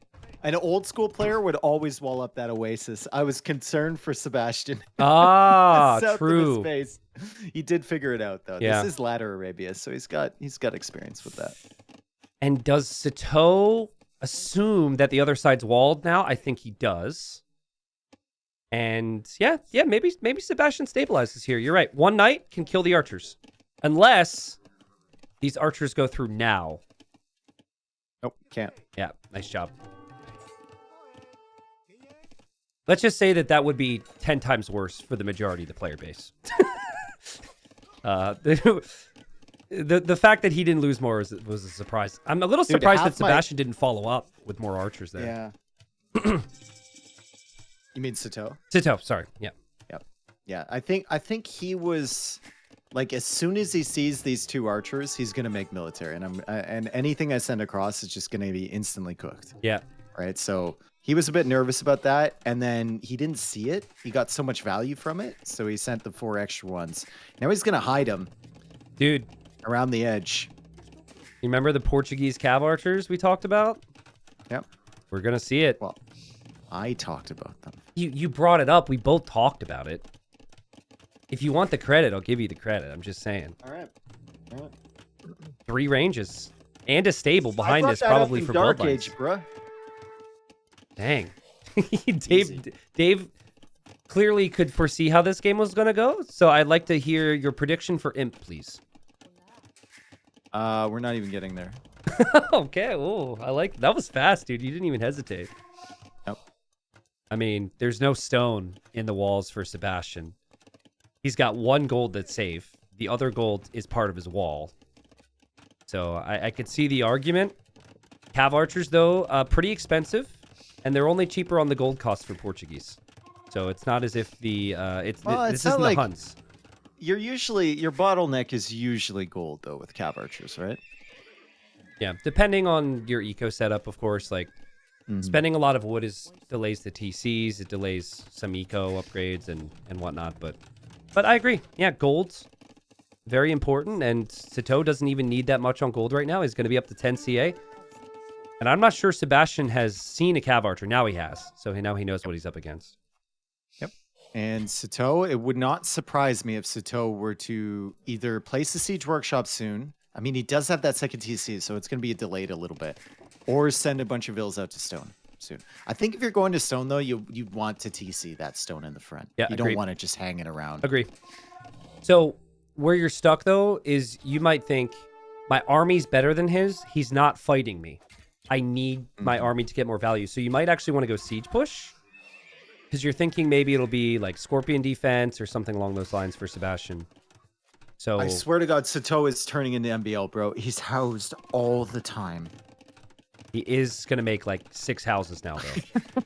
Yeah, he's turning into MBL. He is actually turning into MBL. The buildings are very random. He got housed. There's no like house walling, which he could easily do on the left side. This is very MBL. And Cav Archers found the one weakness, or maybe not the one weakness, but this is their best avenue to get through.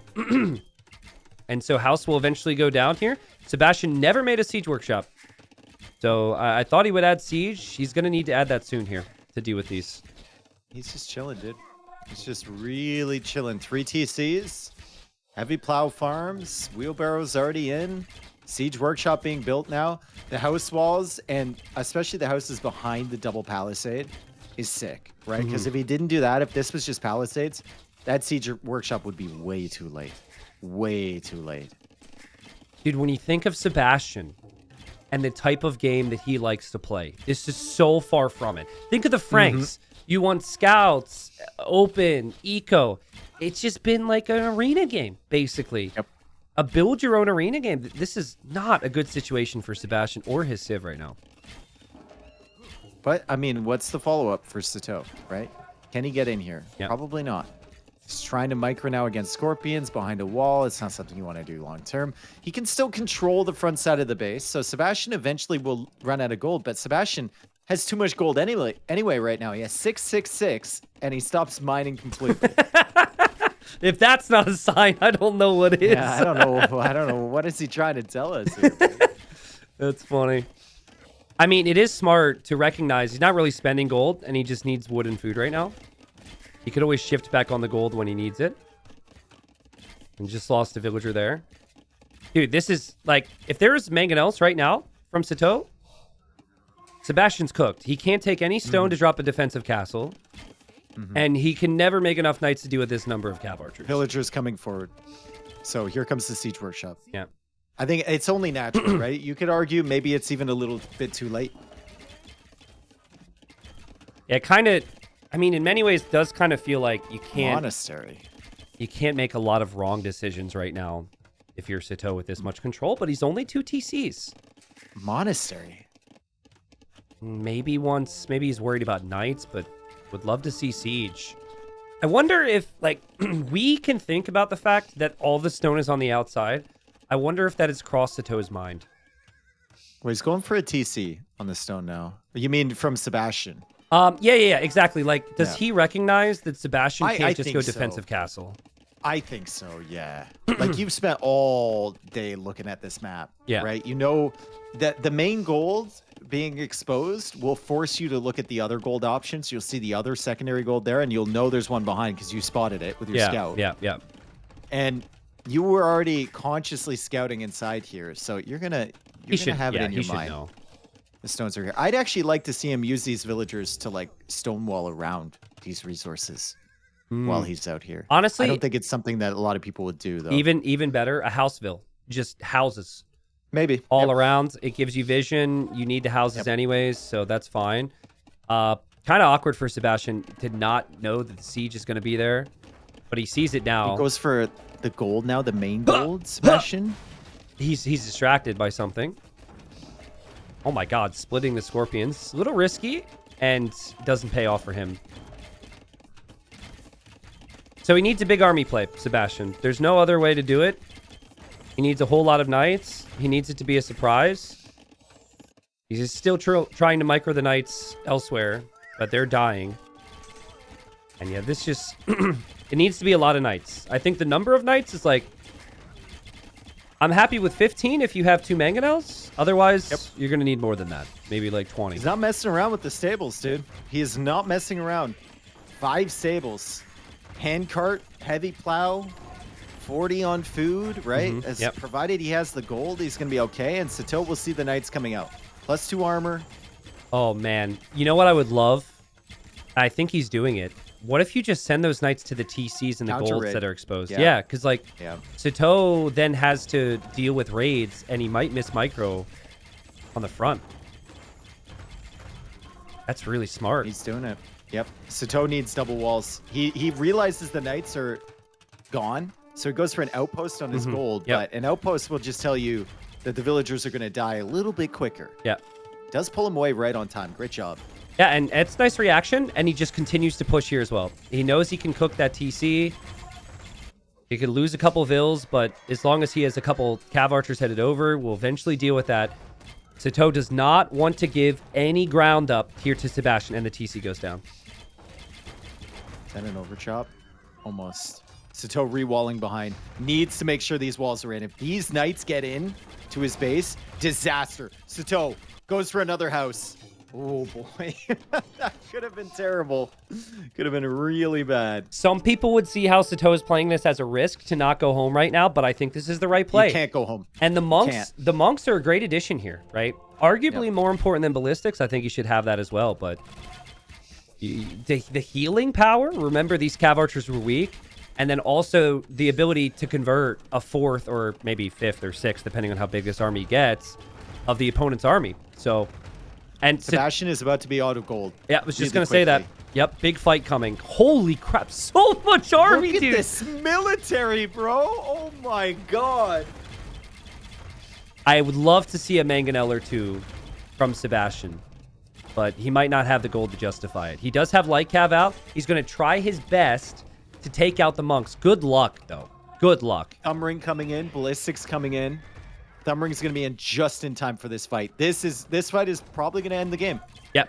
One way or another. Because if Sebastian gets this map control, he could be back. But, oh, man, he can't kill the monks. He can't kill those monks. He thought about it. 39 of them. Full upgrades, except for the second armor upgrade.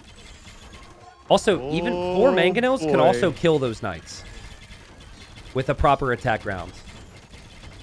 How long can Sebastian wait? Sebastian's officially out of gold, dude. What a moment. Devotion coming in. He's waiting for it. Box formation. Let's go. What a moment. God. Dude, this is building towards a huge fight. Oh Delete. God. And if Sitaux comes forward for a castle at the same time, it's to be unbelievable. Spearman now. I think he wants pikemen as well. Yeah. Sitaux is mixing in everything. The light cav are looping around from behind. The monks are going to try and go for the knight conversions. The light cav are going to try and snipe the monks. The mangonels just working away on the TC. So many mangonels. Attack rounds coming in. Dave, I don't think it's enough for Sebastian. He's out of gold. He can't make more. A 4th of his knights got weak in there. The monks are still healing in there for Sebastian. For Sitaux. And Sitaux is going to tie up the semifinal. That wasn't even close. What a decision. Out of the frying pan and into the fire, dude. Jesus. That army just got wiped. Yeah. Absolutely mowed down. Sitaux with a great play there and great pressure. And you mentioned it. He didn't go back to deal with the raids. Yeah, that was Sebastian really good. tried to make him go back. If he goes back with the cav archers, he kills all of the siege, kills all of the monks, everything. You never get that position again, and he gets his gold. Didn't go back. Yeah, he held his ground. I think he's going to feel like he kind of stole one here, right? If you think about the maps and what he was able to do compared to Sebastian. But he read the situation well. He walled it up. He took advantage of it. The sneak was nice. And then when he realized how exposed all these stones and golds were, he pushed the position. So that was great. And you kind of called it. You said, this isn't going imp. We're going to see cav archers, and that's precisely what Sitaux did. Yeah. But, a lot of players take small advantages, and they think, okay, I have a slight lead here, and they think about imp. With this map and this matchup, I like how Sitaux just pushed it. It was perfect. Sitaux's a Castle Age pusher, too. Yeah.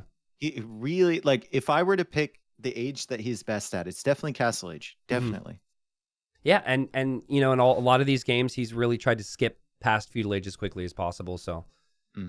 If I'm Sebastian... That was his first Civ pick, though. Sebastian used his last. So Sebastian, that's I true. think you can, with a map like that with Portuguese, I think you can still be fairly confident. Yeah, and I'm not doubting my own ability right now if I'm Sebastian, because Armenians is what you think about for game number 3. You still played well. This one is as close to a map loss as you might find in a series. So I think you just say, okay, shake it off, got my civs, and move on. But that's like another example in these semifinals with the players we had show up today, where it's a great turnaround from people, dude. People don't always do this or can't always turn it around if they lose 2 games.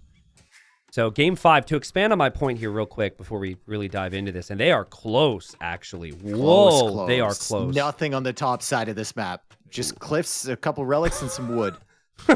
And they're both gonna try and lame. And they Or are they just scouting their own stuff? go the wrong direction. Oh, okay. They found each other. Yep. And scouts are going to engage. Who flips the coin? Does I think Sitaux stays. I think Sebastian stays. Yeah. Okay. Do they both stay? No, Sitaux backed away. Oh man, what happened to my boy, dude? He's changed. Sebastian, the real man here. Oh no. Well, there's definitely some thinking right now for Sebastian because Sato got there really fast. Yeah. And so he also, I think, lost maybe a sheep or 2. And so now he's trying to counter lane, but all he finds is hills. So honestly, kind of fortunate there for Sato to encounter the sheep where he did, because otherwise he would have maybe just kept going, and Sebastian's just not really finding anything right now. Honestly, really good scouting for Sato, and I like his map because he can almost like wall himself into the corner, and I'm not sure if Sebastian can easily do that as well. Look at the golds for Sebastian compared to Sato again. I know. It's bad. I know. It's bad. This is the map. The previous game was rough. This is also pretty brutal. There's not really any gold or stone on the back. But, like it's like you said, like over 7 games, it balances out, right? It definitely does. Yeah. We're just gonna. We're see waiting it for home. it in 6 we're and just 7. Gonna see it coming home. Although I think Sato, I think he had some unfortunate maps the first couple games, if I remember correctly. I forget at this point. I forget, but yeah, just to back to my point, which I couldn't touch on because of the laming, and Sebastian's got to recover here. He's going to push in some deer. We've seen a lot of best of 7s where we look back at a player losing with a civ advantage on their home map as a decider, right? Yep. In mixed map tournaments, right? And that's typically how it works. It's like this person has the serve or the advantage in tennis. If they lose that, that's a swinger. So in this tournament, there isn't that. And because Arabia offers a lot of opportunities as a map, I think a player can go down 2-0 and they just say, oh, it's fine. There's no, they're not demotivated. It's the same opportunities are still there. And this tournament is also just such an anomaly. Because best of 7s usually favor, the favorite player coming in, the lower seed or higher seed or whatever it is. I don't know. Do you call it lower seed, higher seed, lower seed? I nod my head and agree with the better seed. It switches around, but the bigger sets usually favor those people, and it hasn't here. As the scout comes in from Sebastian. He's going to chase this away. Sato was being very annoying earlier, and Sebastian will just push this deer back to his TC. Wow. Okay. Sebastian, look underneath his TC right now. It's not good. He needs that deer. It's one thing to steal the deer, but the lame has been substantial here. Brother, do you have enough to go up? If he has enough to go up, it's fine. He can go for the mill on the berries. Please don't be eventually. 480 or something stupid here. Oh, He's good. He's gonna have enough. He's nice. Good. Okay. That could have been worse. He gets food and gold from getting up to the next stage anyway. Yeah, but I mean, cheap vills with Hindustanis, 500 extra food remaining, and the deer. I mean, this is a great opportunity for Sato. I mean, my God, he can save 6 food per vill. and also on top of the 6 food per vill, he will know it can't be man at arms. He should know that. It can't be man-at-arms. It probably isn't going to be scouts. It's almost always going to be an archer opening if your opponent is struggling for food. So you could just open skirms, which a lot of people are happy to do. They're so close here, right? Sebastian knows they're so close. Is it worth it to send a Vil to the middle in between their base and make an outpost with Ethiopians? Right now, no.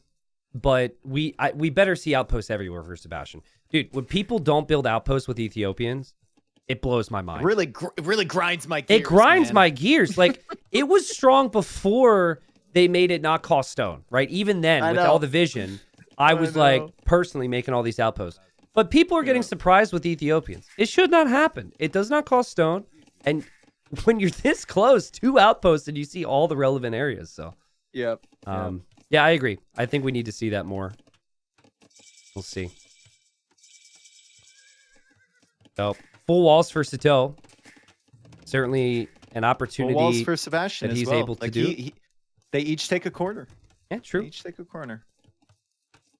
Within these walls will be 2 golds for Sato. He is walling out his stone.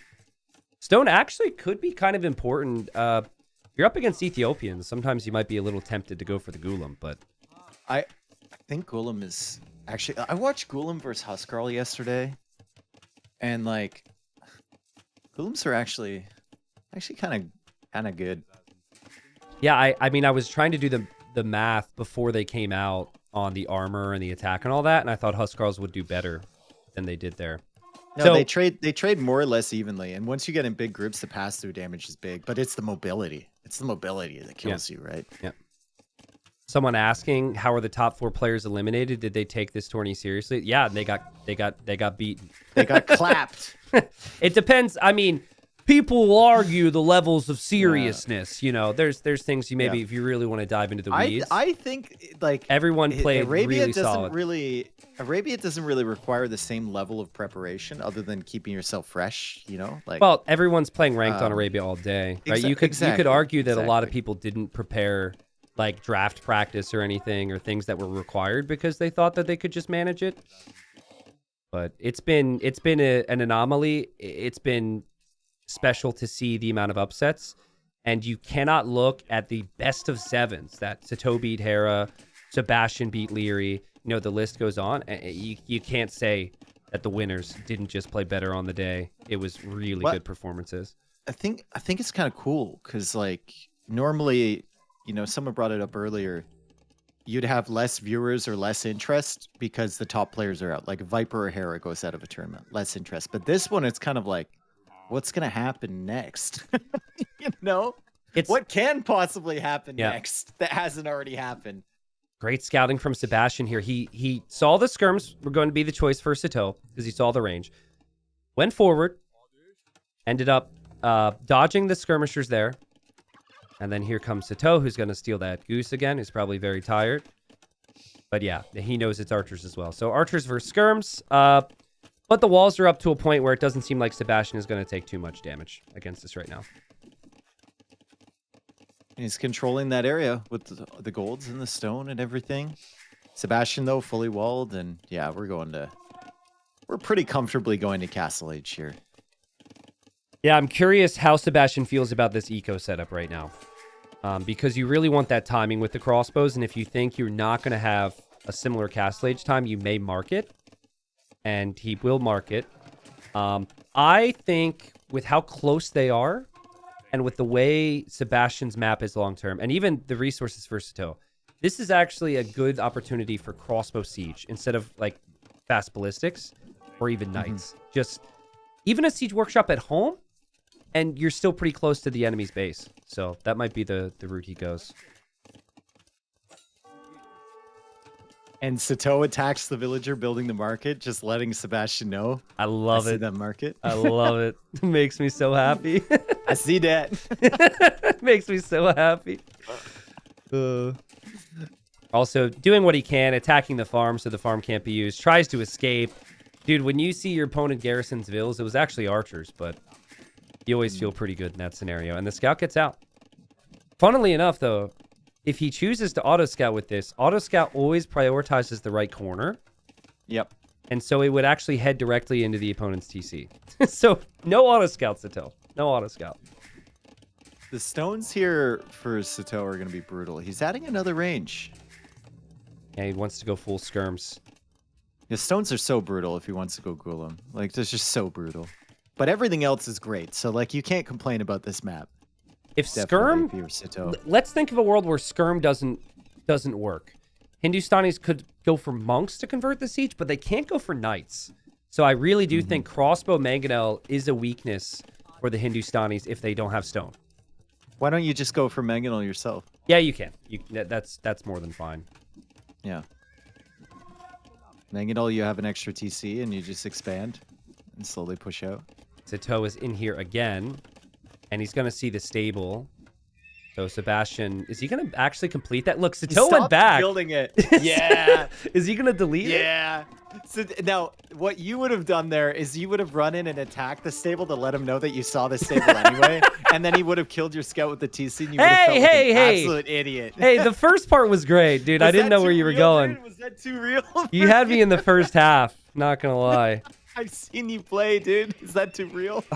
That is too real. That's all right. I'm proud of that. That's some reputation I can get behind. All right. Yep. The Siege Workshop. I love that. Here comes Tristan trying to play the mind games again.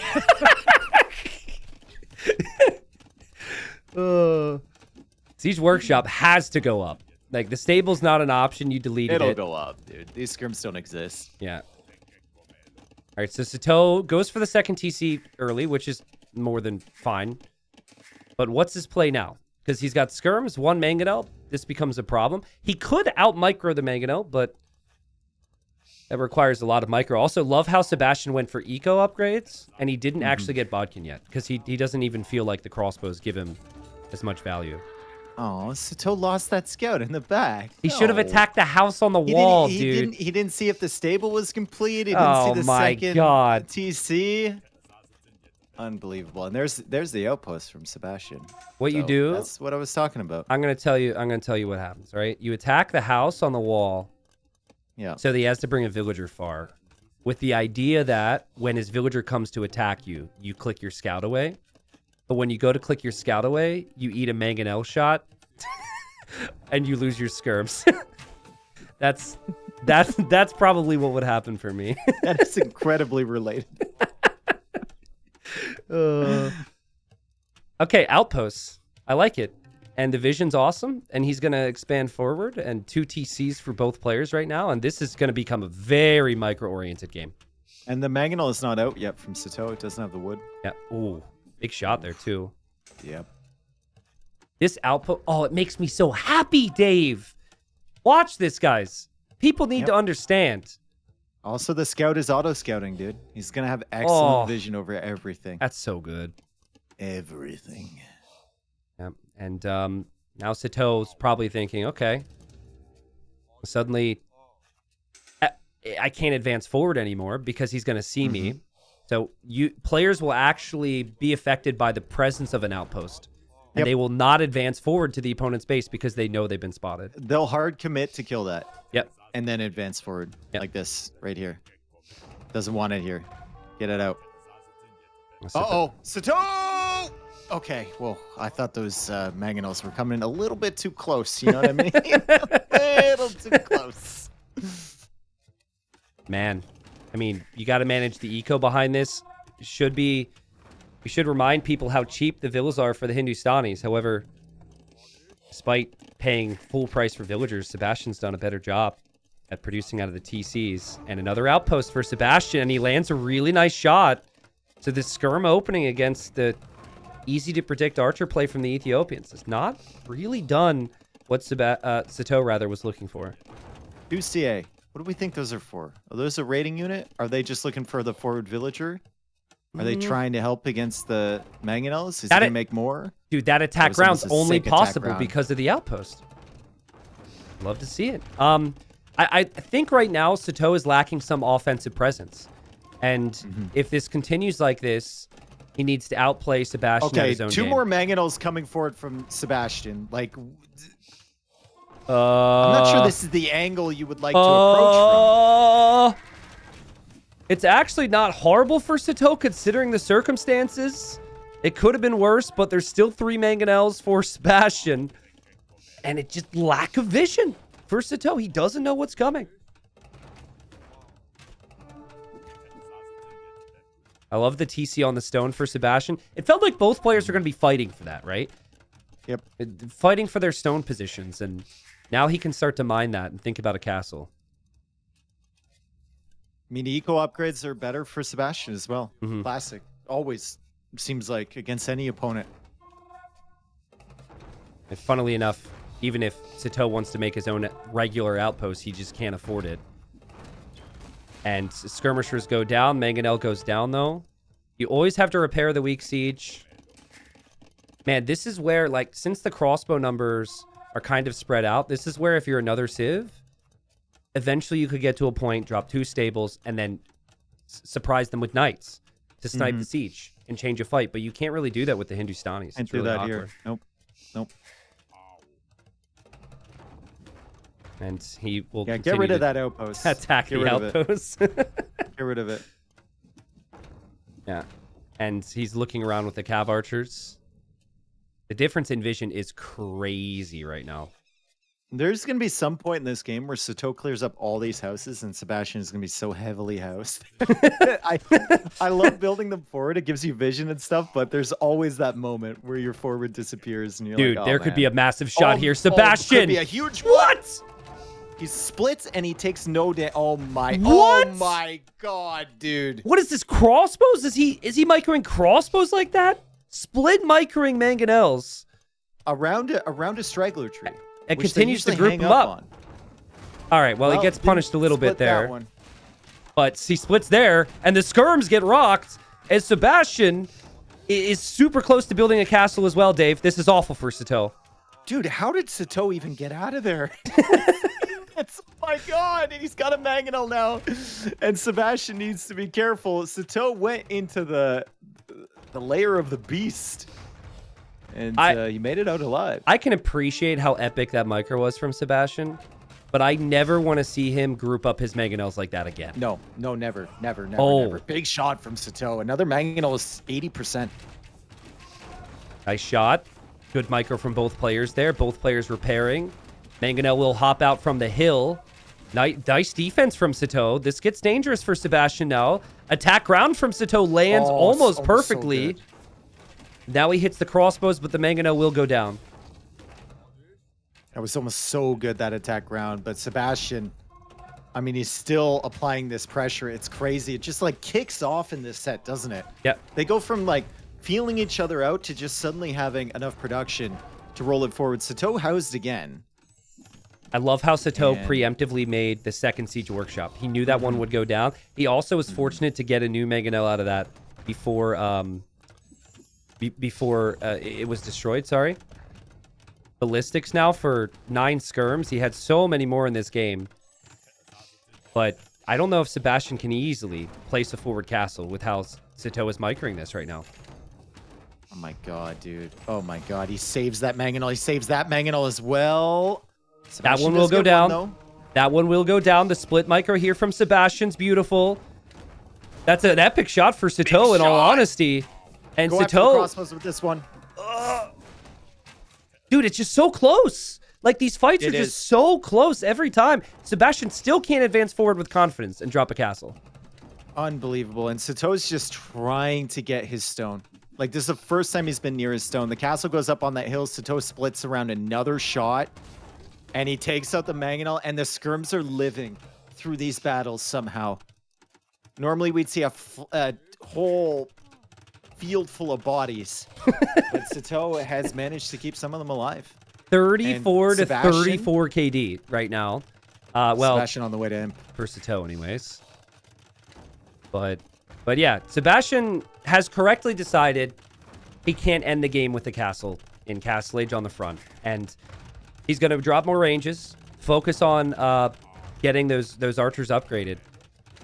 And this just becomes more and more dangerous for Sato. Now, Sato might sense this. The score was pretty... There was a pretty substantial score lead for Sebastian for a while. And that has kind of disappeared here. And things got awfully quiet. You can't dodge that one, Sato. No. And now we're looking at a situation where Sebastian's going to be an imp and like Sitaux is still making skirms. Sebastian's transition and his eco has just been a little bit smoother behind this.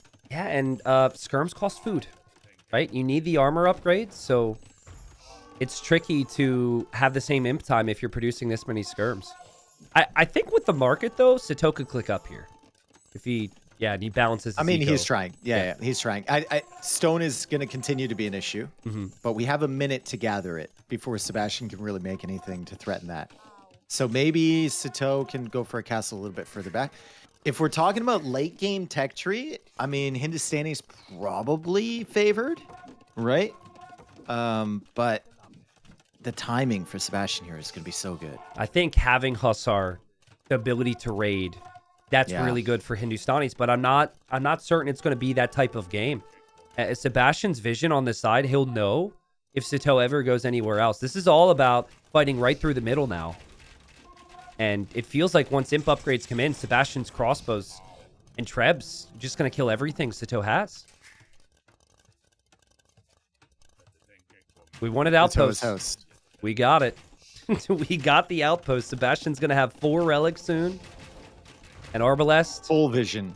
Bracer Full vision and chemistry. Everything he's doing. Beautiful. Yeah, there's no questions here. He knew he was on the stone. He is going to see that castle when he moves forward here. He's got to be careful about the siege workshop. I mean, there's been a lot of mangonels, and arbalest is coming in.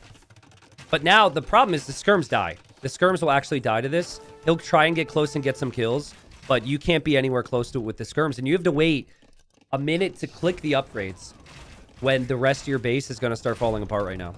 I'm a little surprised Sebastian's trebbing the TC here. Dude, Sitaux is going to try and push the eco from Sebastian. Okay. He's going to try and push in here. I like the eco it. from Sebastian. It's a forward siege workshop. We're going to get some golems. Maybe they can snipe the mangonels or something. It's still a delay for Sebastian to come in because he only has arbalest forward. He has to wait for the trebs to roll up, take out that castle, and then deal with the buildings over here. I get Sebastian's goes for a watchtower. I get Sebastian's feeling right now to try and kill stuff as quickly as possible with your advantage. Just protect your trebs, bro. Just protect your trebs. Just focus on the middle. You win this game.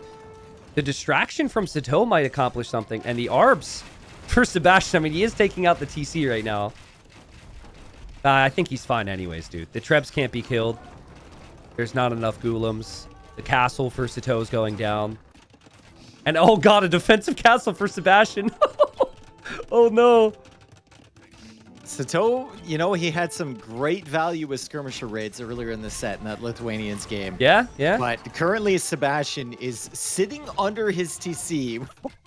This is where the wood is for Sebastian, trying to push in. I mean, I think this is doing more than I was expecting it to do when I first saw Sitaux try this. But yeah, he will need to defend his base somehow. Skirm upgrades are coming in now, but he's distracted. He's losing skirms to the castle, which hurts. And he's losing skirms at home now as well. Oh, no. Sitaux falling apart under the pressure. He has no stone. He has no stone. Yeah. He has to buy it. So he can go for watchtowers. He's trying. I think as long as he has that raiding army, as weird as it sounds calling this an army, I think he'll feel like he's doing something to the enemy. Yep. Final armor upgrade in too, so difficult for the arbalists to deal with this, unless they pull him right back to the castle, which they are. Yeah, and Golem's coming in for the trebs now, but the arbalists are there. Did they miss every shot? He doesn't have ballistics. Okay, well, he still kills the golems in the end. So I was wondering how Sebastian would feel after the previous 2 games, right? Because like, I personally would be after game 4, I'd be like, what was that map? And that can get to you. That can affect you. You got to work past that, which is easier said than done. It feels like he's been able to work past that no problem. Sitaux putting up some fight right now, but he's completely toast. Look at this pressure. 6 trebs, or 5 trebs, bombard cannons, Ethiopian arbalist. And it's 2 skirms raiding from Sitaux, looking for more damage. I mean, honestly, at this point, Elite Showtell might be something that Sebastian could justify, which could work against the skirms. Sitau's still going to try. He's running away to reboom. All right, Sitaux. Probably not focusing on the score as much. You know, these guys, this is as far as they... This is maybe further than some of these guys expected to be in the tournament. I think both players would have had reasonably high expectations, but certainly there's been surprises, and they want to keep fighting. Reboom, fully envisioned.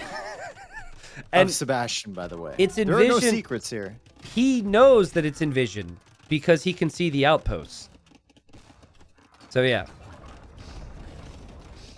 Sato trying to see if we can be creative enough to find things to talk about at this point, because he is completely dead.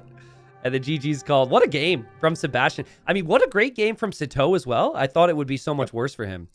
The micro was fantastic, but how Sebastian was able to micro, control the middle, stabilize from the lane. Remember the food situation in Dark Age. It was brutal. That was well played. I mean, it was just it came down to the macro behind for Sebastian. Like, he got his eco upgrades better, or faster, sorry. And he had less subtle TC time than Sato, and he was applying pressure here, but the outposts were the difference maker on this one for me, because he surrounded him, and he never really lost a Mangonel fight. He was trading on the Mangonels and applying the forward pressure, right? And that's because he knew where they were coming from at all times from Sato. There was no secrets. Really fun to watch. Really fun to watch that game in the middle. I mean, we had 84 skirms against 93 ARBs that game. Pretty even. 12 Mangonels for both was pretty even. And most of the fights were pretty close as well. So I think what you said is exactly it. Just really good eco management and timing. Combined, I think, with Sebastian not spending food for his range units. Those two things probably worked out for him. And so 3-2 Sebastian, 1 win away from the final. But Sato, he was already down 2-0 in this series and tied it up 2-2. So we'll see what he's got. Here we are, game 6. And we've got a classic. We got the Byzantines for Sebastian, and then the Aztecs for Sato. Man, Cataphracts, Jags, Skirms, Monks, anyone? This could be fun. I think it's just going to be Spear Skirm versus Spear Skirm. Maybe some Eagles mixed in, you know, like, I guess you don't want to go for the Spears forward as Byzantines against a Meso Civ, but I mean, you still can. There's still a body in front, right? MBL would. There was a period where, before we had so many civs introduced, Aztecs were one of the best civs. And they would always lame early. Sato, he's feeling they needed to take the risk. And just as Sebastian saw the pigs, and this is going to be rough for Sato. Let's see, the scout is faster. So the scout should be able to hop in front, and then you have to outclick your opponent. And so far, Sebastian... Sato is just... He's fine as long as he gets away on 1 HP. Yeah. If he takes this board and gets away on 1 HP, he can heal up in the TC. I think you send a villager right now to help out with this. You send a vill to all... Oh, that's rough. Oh, tragic. And you're at low HP, and Sebastian can maybe steal your pigs. Like, there's so many things going wrong here. At the same time, Sato didn't have any food under his TC, but the boar comes in at perfect time. That could have been absolute disaster. And Sebastian takes the boar, but now he's weak. But he's faster. And so we've got a lame fest here with a lot on the line here to get to the finals. So let's see. Sebastian hasn't scouted this area. He doesn't know the wood lines there. He's going to go around. And what does he have underneath his TC? He's also missing stuff, but he's okay. He uses, Sebastian uses the stop technique for bringing it in. Yeah. Oh, and he brings the vill for the eagle. Very popular. Oh, he actually can use the vill for the eagle. That's really smart. And he's going to get the boar. Sick, dude. Okay, so Sato needs to go back home right now, find his pigs, push in all of his deer, and hope to stabilize here. A great reaction from Sebastian, and not the first time. I've also seen him not hesitate to counter lame his opponent if he needs to. Just instantly moves forward. I think Sato could have sent... I mean, he was busy grabbing the boar from behind, but imagine he sends a villager forward for that boar. If it goes back, he can just even walk across the map and grab it again. Oh. It's not a big deal. Okay, so what is a big deal is he doesn't know where his deer are. And if he doesn't immediately scout where the deer are, He can't push them, and he might also assume those other two bigs have been stolen. Guys, we've seen laming end games before. This is the opposite example of where the risk of going forward to steal your opponent's stuff ends up hurting you. Is going to heal the eagle, though, which is very slow, but at least possible. That's not possible for Sebastian. At least you just have to heal it up to the point where it beats the scout.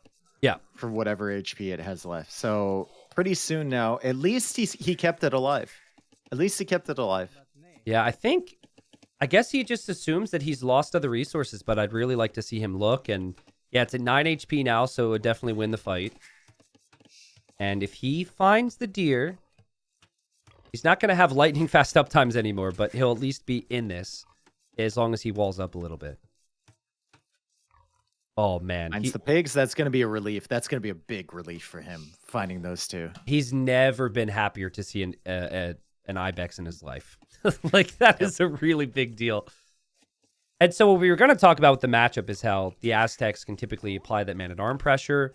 Man-at-arms and eagles is typically the play. And then Byzantines go for counterplay with like skirms. But the issue with lots of skirms and spears is eagles is good against that, which oftentimes can force the Byzantine player into cataphracts. I think this game plays out differently, though. I think Sebastian might be more aggressive.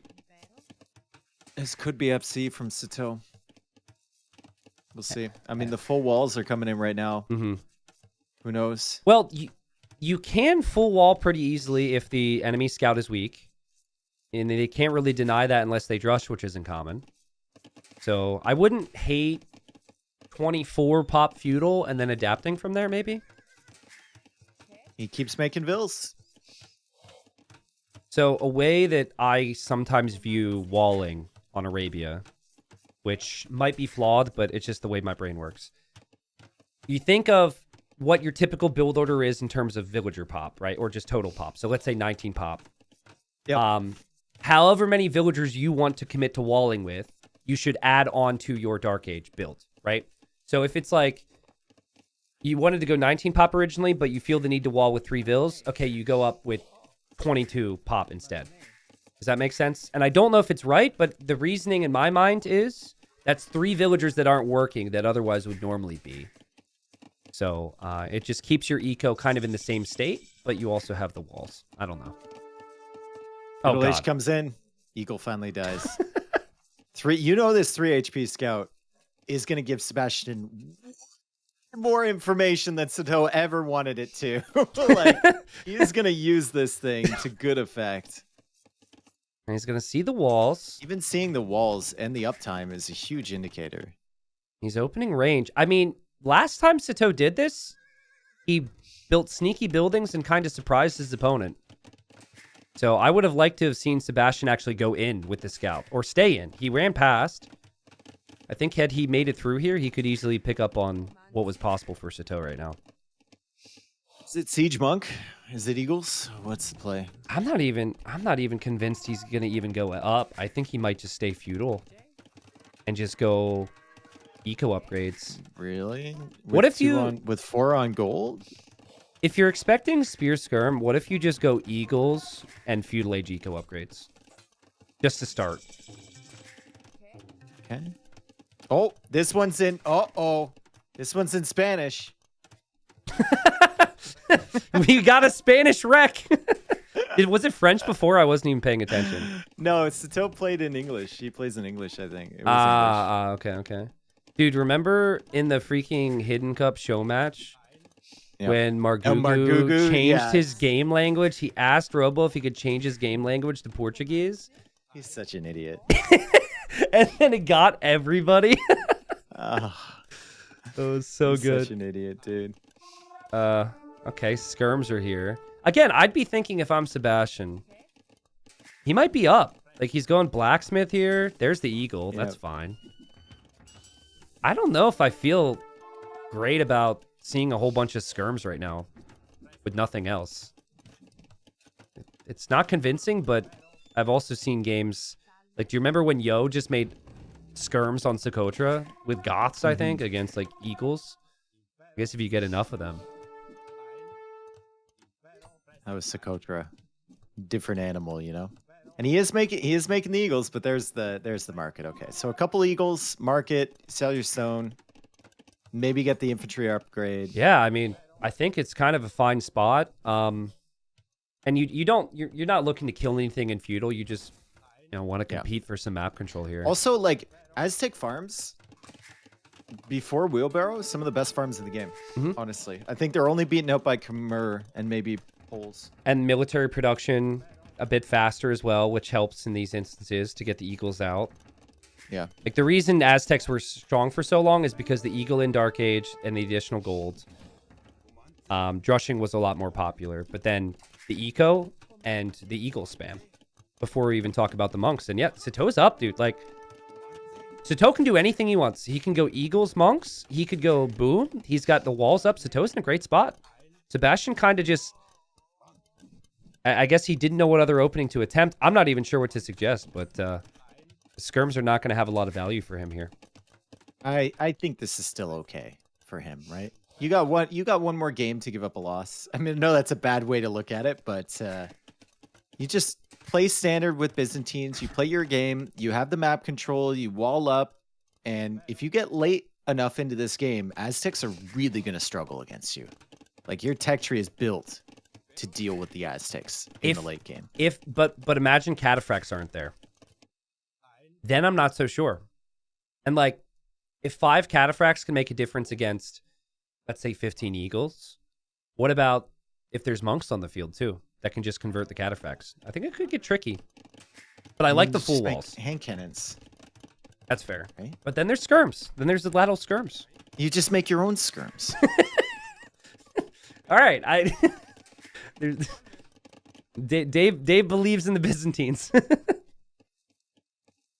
You sounded annoyed with me there. Strongest castles in the game versus the weakest castles in the game. Yeah, that's fair. Yeah. I think that's the big differentiator. Like, you can hold positions, right? And you have bomber cannons.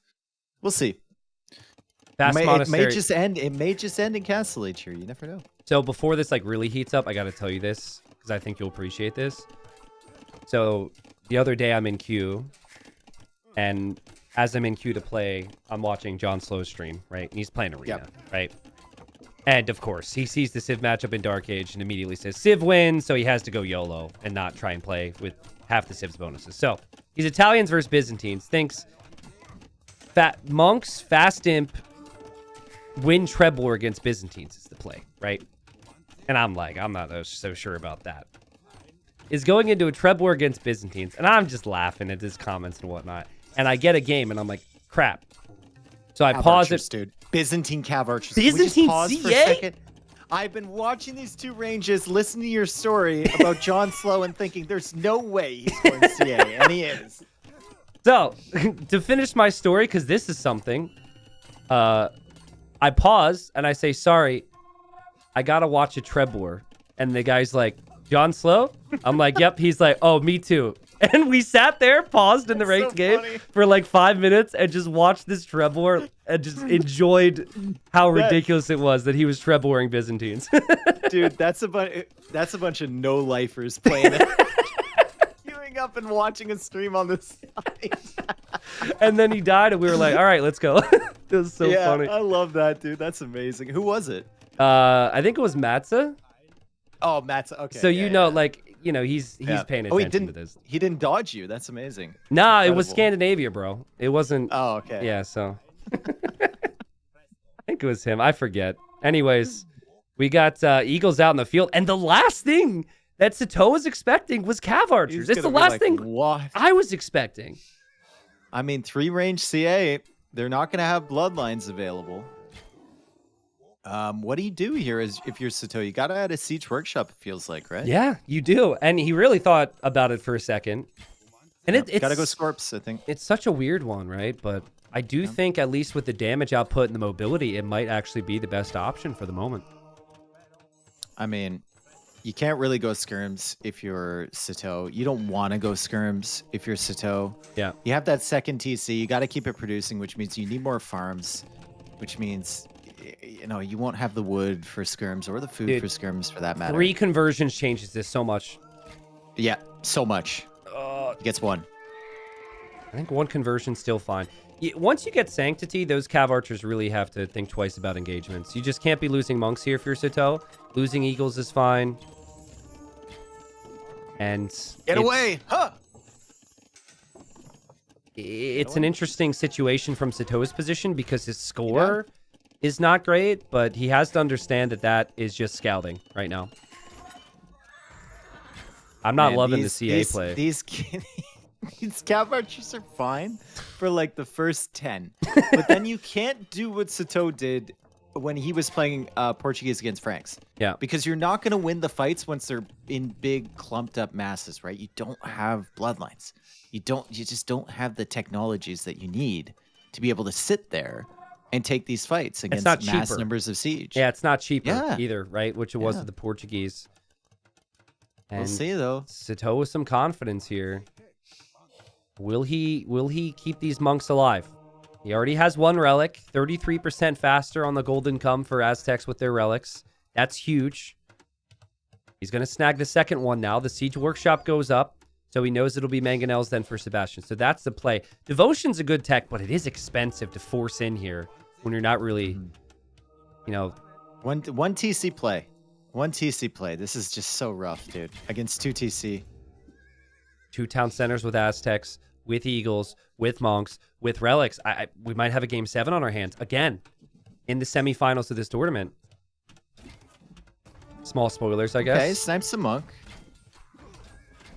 The regrouping is a little awkward right now, but this is a weird fight for Sitaux. Sitau's just got to maintain his numbers, and Sitaux dives in there. Still doesn't have the armor. I really just expected Sitaux to fall back and have some patience here, but being down, I think that's been rather difficult for him. That's a fight you take if you have the +2 armor. Yeah. That's a fight you take if you have +2, but he doesn't have +2. Maybe he thought he did? I don't know. Yeah, maybe. I mean, this whole army needs to fight together, right? If this whole army fights together, he's always fine. He doesn't know that it's all in from Sebastian. And again, Sebastian's score might really make him think that Sebastian right now is like 3 TC. The score is a big factor that is kind of... I think it's unique for our game, certainly compared to other games. But I don't know if it makes him think he's 3 TC. Maybe a second. Dude, right? I don't know about these guys, but I'm looking down at that score pretty frequently. Like, I'll notice if the score flips. I'll notice if the difference in score goes up or down. People gather a lot from that. But it's also, when you're fighting up against Byzantines, you have to keep in mind that they have town patrol. Yeah, that's true. So the score is gives always them a little bit more vision. higher. Yeah. Like, he's got a lot just from those houses there. And just from, like, the map control he had earlier, right? He's still auto-scouting with a scout. I think if you get relic number 3 here, if you're Sitaux, you're feeling pretty good, but he doesn't actually see it. Oh, that monk is missing it on the left side. And so he seems kind of unsure on if he should be pushing or defending right now, because I think he was expecting Sebastian to move forward, and Sebastian's on the way. No bloodlines is going to hurt if he gets hit by siege. He's adding more barracks, and at some point, and there's the +2 armor. At some point, the production is going to scale, and this is the point in the game where you would be getting things like bloodlines for your Cav archers, right? And you'd add, 20 HP to every single unit in this group, but he can't get it. He can't get Thumbring. Oh man, his siege is weak as well. Sitaux can bring in the monks. This is before we even circle back to like redemption and the ability to convert siege. I think pure eagle numbers is the way to do it, and that's what Sitau's working on. 4 barracks. Yeah, you've got enough siege now. Yeah. Oh, also, villager was converted by the monk on the left side. Small detail, so that's a villager kill, technically. Little distraction. And Sitaux maybe saw there was an overchop in the woodline. So he's actually leaving to try and raid, which would be amazing if he gets in. I think it's fine to leave this, because I think you can win this fight anyway with what you just have here. With siege, yeah. And that is an overchop.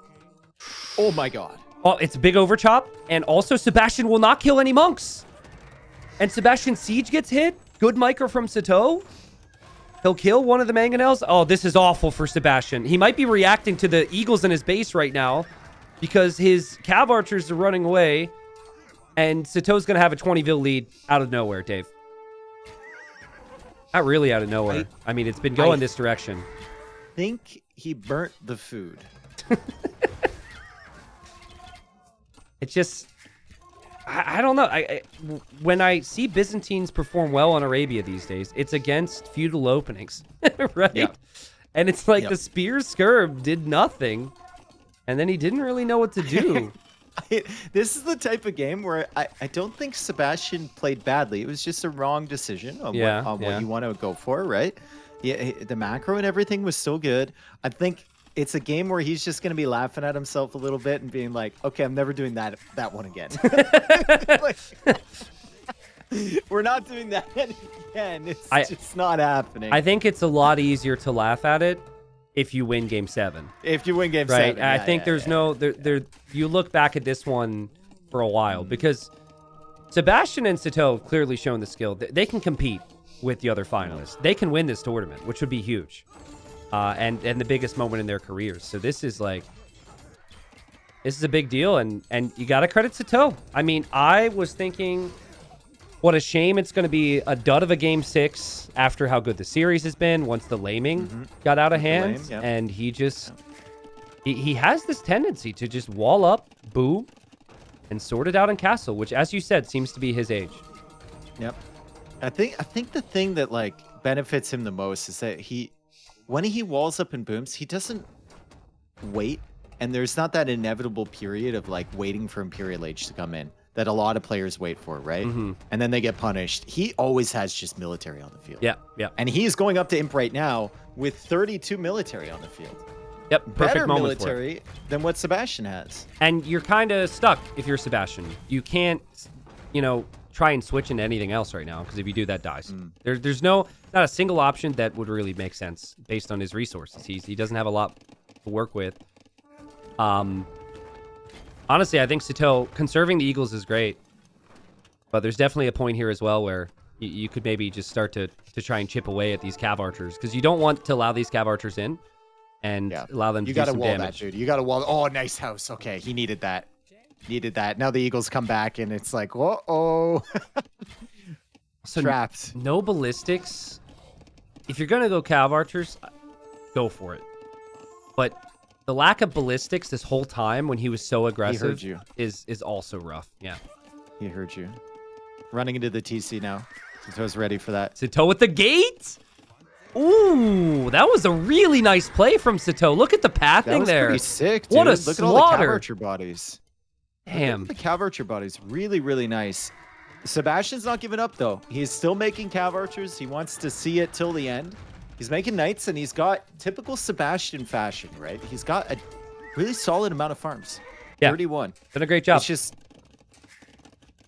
even great macro, excellent macro, is not enough to pull you out of this. He was on one town center for so long to get to those cav archers, and they simply just didn't give him enough. And Sitaux, kind of a gutsy play to go raid the woodline when he knows his opponent is somewhat all in there. A lot of players just fight the main fight. They think, I have the eco lead, I'm good as long as that remains, but that raid did it. And here we go. GG's called. We got game 7. Another game 7. Wow, man. What a story here. And we'll see what the Civ matchup ends up looking like. But again, Sitaux was in a really rough spot. It's wild to me that he was able to make it happen. He relied on the walls. He delayed his feudal age. And there was never really anything in this game that Sebastian sent his way that was truthfully worrying from my perspective. The skirms, didn't love it. And then cav archers also didn't really love it. Maybe he could have just boomed and maybe gone light cav to try and deny relics and eventually gone to cataphracts. I guess like the best thing the Byzantines have against eagles, they cannot afford an early castle. So he just felt like, I can't go catas. What else can I do? Longsword's not it. And yeah, they ended up on cav archers, which wasn't the play. Pretty crazy, man. That's also 2 games in a row where the player who had the initiative with laming lost. Right? It happens a lot, bro. It happens a lot. Like, you know this. How many times have we seen a player come forward, lame a boar, and then they lose for some inexplicable reason when they shouldn't lose ever. Yeah, in I that mean, position. boars and sheep only last so long. Then it's just all about how's your farming eco and how are your bonuses from there. And I think if you have to farm earlier with the Aztecs, it's not necessarily a bad thing with how their eco tends to work. So, my goodness, let's go. Game 7, people. Here we are, Game 7. And what a matchup, dude. This could be awesome. And we've had some chatter about the maps this series. I think these maps, at least at first glance, look pretty good for both of them. There's weaknesses, of course. It is Arabia. But it's Sitaux in the north playing as the Magyars, and then Sebastian in the south playing as the Tatars, which is the better economic civ with the extra food on the sheep. But they've got to be worried about the Magyars and the crazy scouts that they can pump out. I think in terms of walling potential, Sebastian probably has the better map, but we also look and like if he walls up, like I think he could, secondary golds both exposed, stones Both exposed. both forward. Yep. Right? Like there's a lot of work to be done if you just go for the walls back to that like chin strap wood line at the back. Whereas for Sitaux, he's got a back secondary gold and back stone. So these maps will kind of even out, right? And it'll just come down to I think it'll come down to the first couple engagements in Castle Age, just to see who gets the map control. Because I have a feeling that Sebastian will want to play into crossbows, and Sitaux is going to want to play into, I don't know, maybe like Night Siege or something like that. We'll feel it out, I guess. I kind of forget exactly what game number 4 was at this point, but I'm just thinking about the style these two players have had, and the last Portuguese two games. Wow, okay, so the last 3 games, one player's been like fully walled, basically, and it's been very passive, if anything, archer opening.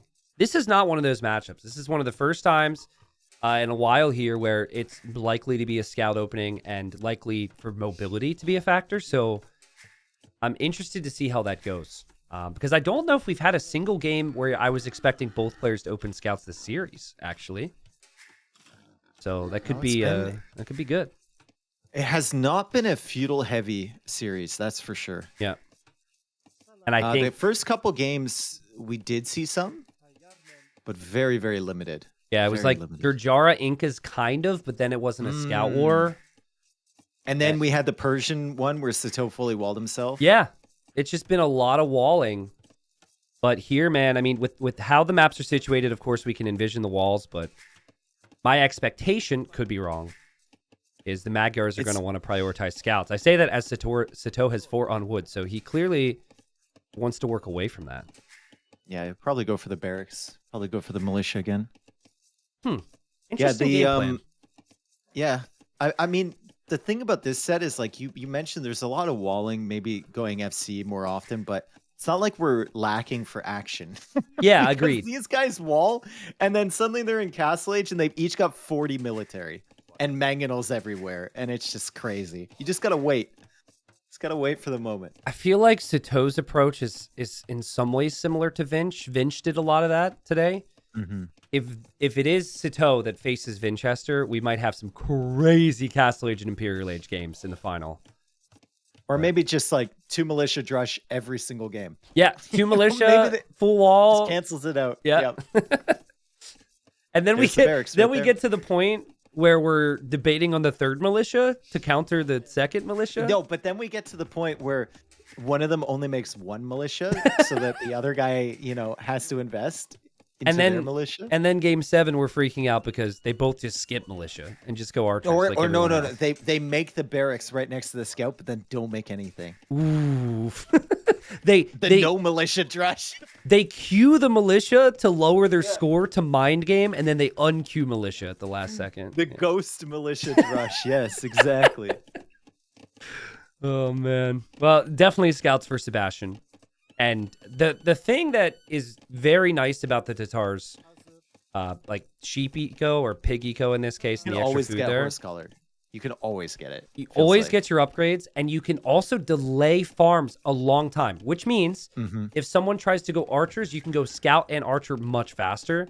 So that's a big deal against a drush. Well, this drush, it's still going to be hitting at about the same time Sitaux gets to Feudal Age, and it's going to be 5 attack per militia. Yeah. So that's really nice with the Magyars. And The scout as well, having extra attacks. Sitaux thought about attacking that scout from Sebastian. He's like, hang on a second. I want to save mine until I'm in Feudal Age. I don't want to fight that at all. And Sebastian showing no interest, not knowing when Sitaux was going to be up. This is Sitau's build. This is the build that he kind of started, the Frush. It is Was not it him or Vinch? this particular build. Yeah. Actually, this build was more so Vinch. But what Vinch did really was make the militia before he clicks up. And Sitaux changed it and started making the militia after he clicked up. So that's the main difference. We have a scout around the TC right now. This one's in Spanish as well. Yeah. And these are 5 attack militia. Like, these are dangerous, man. I wonder if Sebastian will be scared here. He'll be scared when the scout shows up, but he's got the spear for that. I am a little surprised right now that Sitaux has not played towards the cheap scouts with Magyars on a map like this, but this is his style. It's also like, he's also just building the range with 1 vil. Yeah. You know, no Taking his real time. urgency. No bid axe hurts. Yep. Not having as much food to work with underneath the TC as Sebastian could be a problem. And Sebastian's scouts looking pretty good. And good micro from both players there as the spear tries to hit the scout. And in the end, Sebastian just wants to get rid of these militia.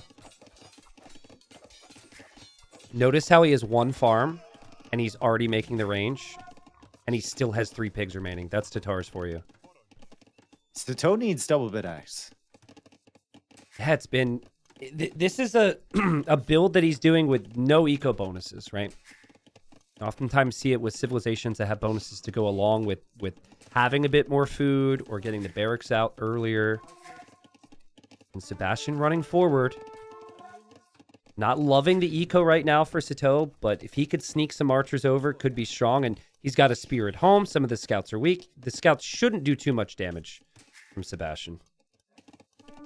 I mean, he weakened him quite a bit with the militia. And the gold is really the only vulnerable spot. So that's pretty good. Still no double bid axe. I'm watching that, man.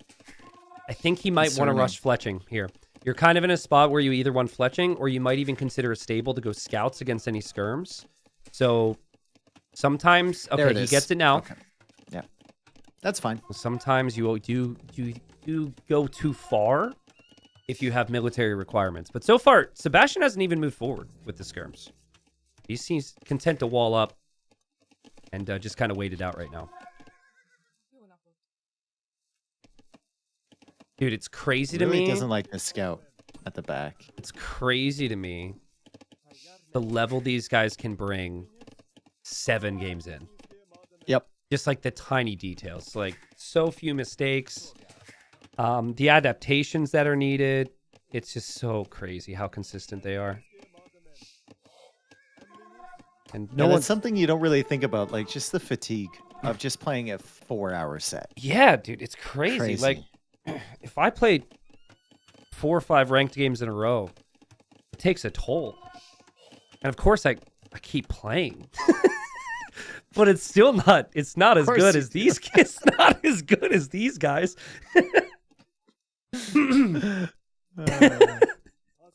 I see you queuing up all the time. An addiction is still an addiction, but it's just not good anymore. I love this scout farm edition. Count for Sato. And here's the full walls with no horse collar with the Tatars. So what Sebastian will do here is he'll turn off auto farm. It's off right now. And then when his first farm needs to be reseeded, he'll get horse collar before that. Yeah, it feels like it's going to be an extended feudal age here, but fletching is in for the skirms. There's no fletching for Sitau's archers. Oh, and there's a hill for Tatars, and it's all falling apart for Sitaux. He just ran directly into a better army. Oh, no. That is a disaster. And hopefully, from Sebastian's point of view, he just takes this and runs with it, right? Like, keeps applying the pressure. Doesn't let Sitaux maybe get the farming up or maybe, go for some skirms of his own or some more scouts. And he's just on those archers. He's looking to get rid of those numbers. The scouts are forced in here.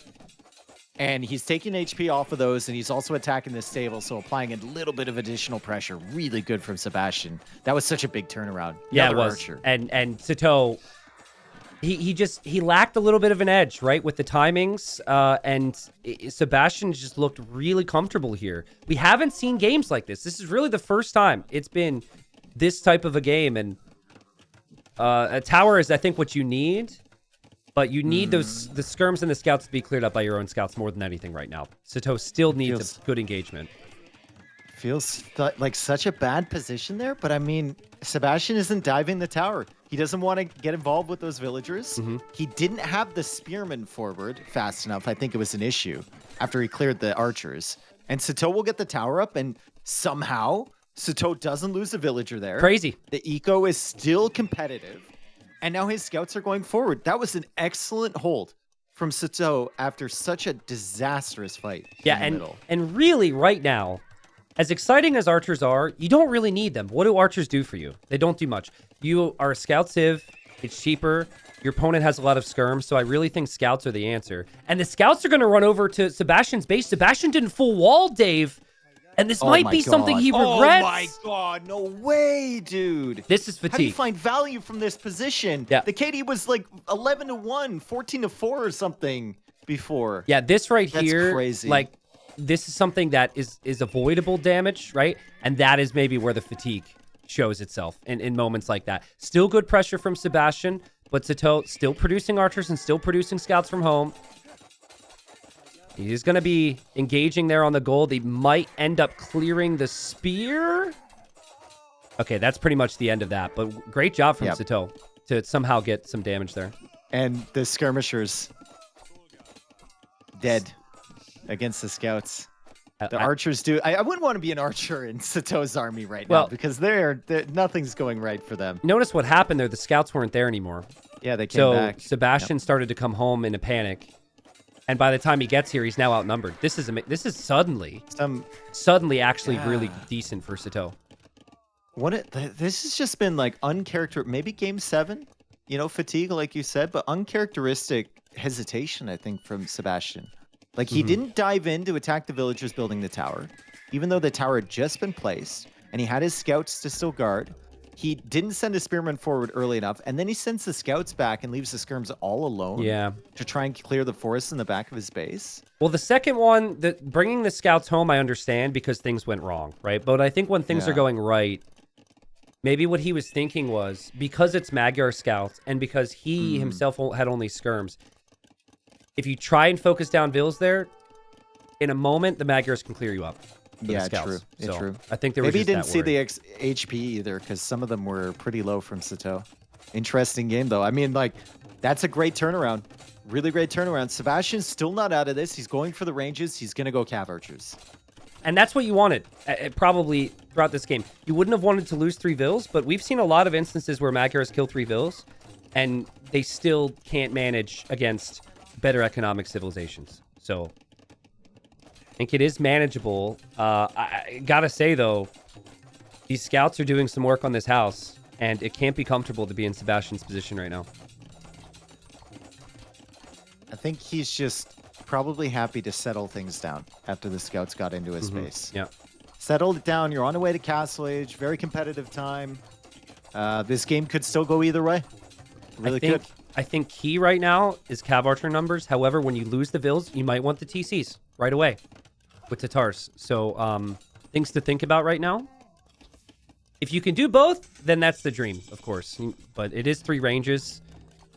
You might want some upgrades. Let's see what Sebastian chooses to do. He queues up a cav archer out of every range.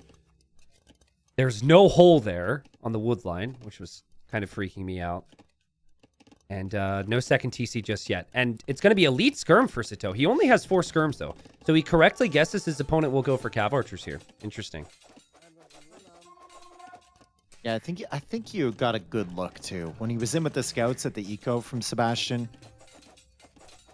Sebastian's still no horse collar, so he's just abandoning the farms, putting them over on gold. As soon as he's done, and cav archers are coming out, some knights in front, and Sebastian's going to have, a little bit of the initiative here. Early. Yeah, I think Sitau's going to be defending. 2 knights, 10 cav archers is way better than anything Sitaux is going to have on the field. I mean, the scouts can still get some extra value. The extra attack is nice. But I guess he's trying to go skirm in his own cav archers, but he's only been producing on one range. So this is an all-in from Sitaux. He's not going to boom. He's definitely prioritizing army and upgrades quickly here. But 4 skirms, I mean, you're spending, what, 400 some resources just to upgrade elite skirm? Is 4 skirms enough? Just not so sure. This army gets in, it's annoying. Dude, Might yeah, not that be needs enough, to be, but it's very annoying. This needs that to needs to be dealt with. Yeah. I mean, unless... Is this how this is going to end? Sebastian's just going to run into Sitau's base where Sitaux has no defense? Well, Sitaux has +2 skirms. Yeah, true. So he does have a defense. Sebastian pulling away, and he's going for that TC, and he might have timed it perfectly. So... Yeah, maybe. it was a little nervous here because this army is very dangerous back here. But he will have the hill to sit on with the cav archers if Sitaux loops around, and then he has the TC coming up just on time. Perfect timing. What in the world is that timing? Great response. Great response. And great response from Sitaux. What a game. What a series. 3-3. Yep. The population 70 for both. The KD's 22-22. That'll change with another villager pick there from Sitaux. Ballistics is huge here from Sitaux. Ballistics is massive. And the university is up, and he's getting it.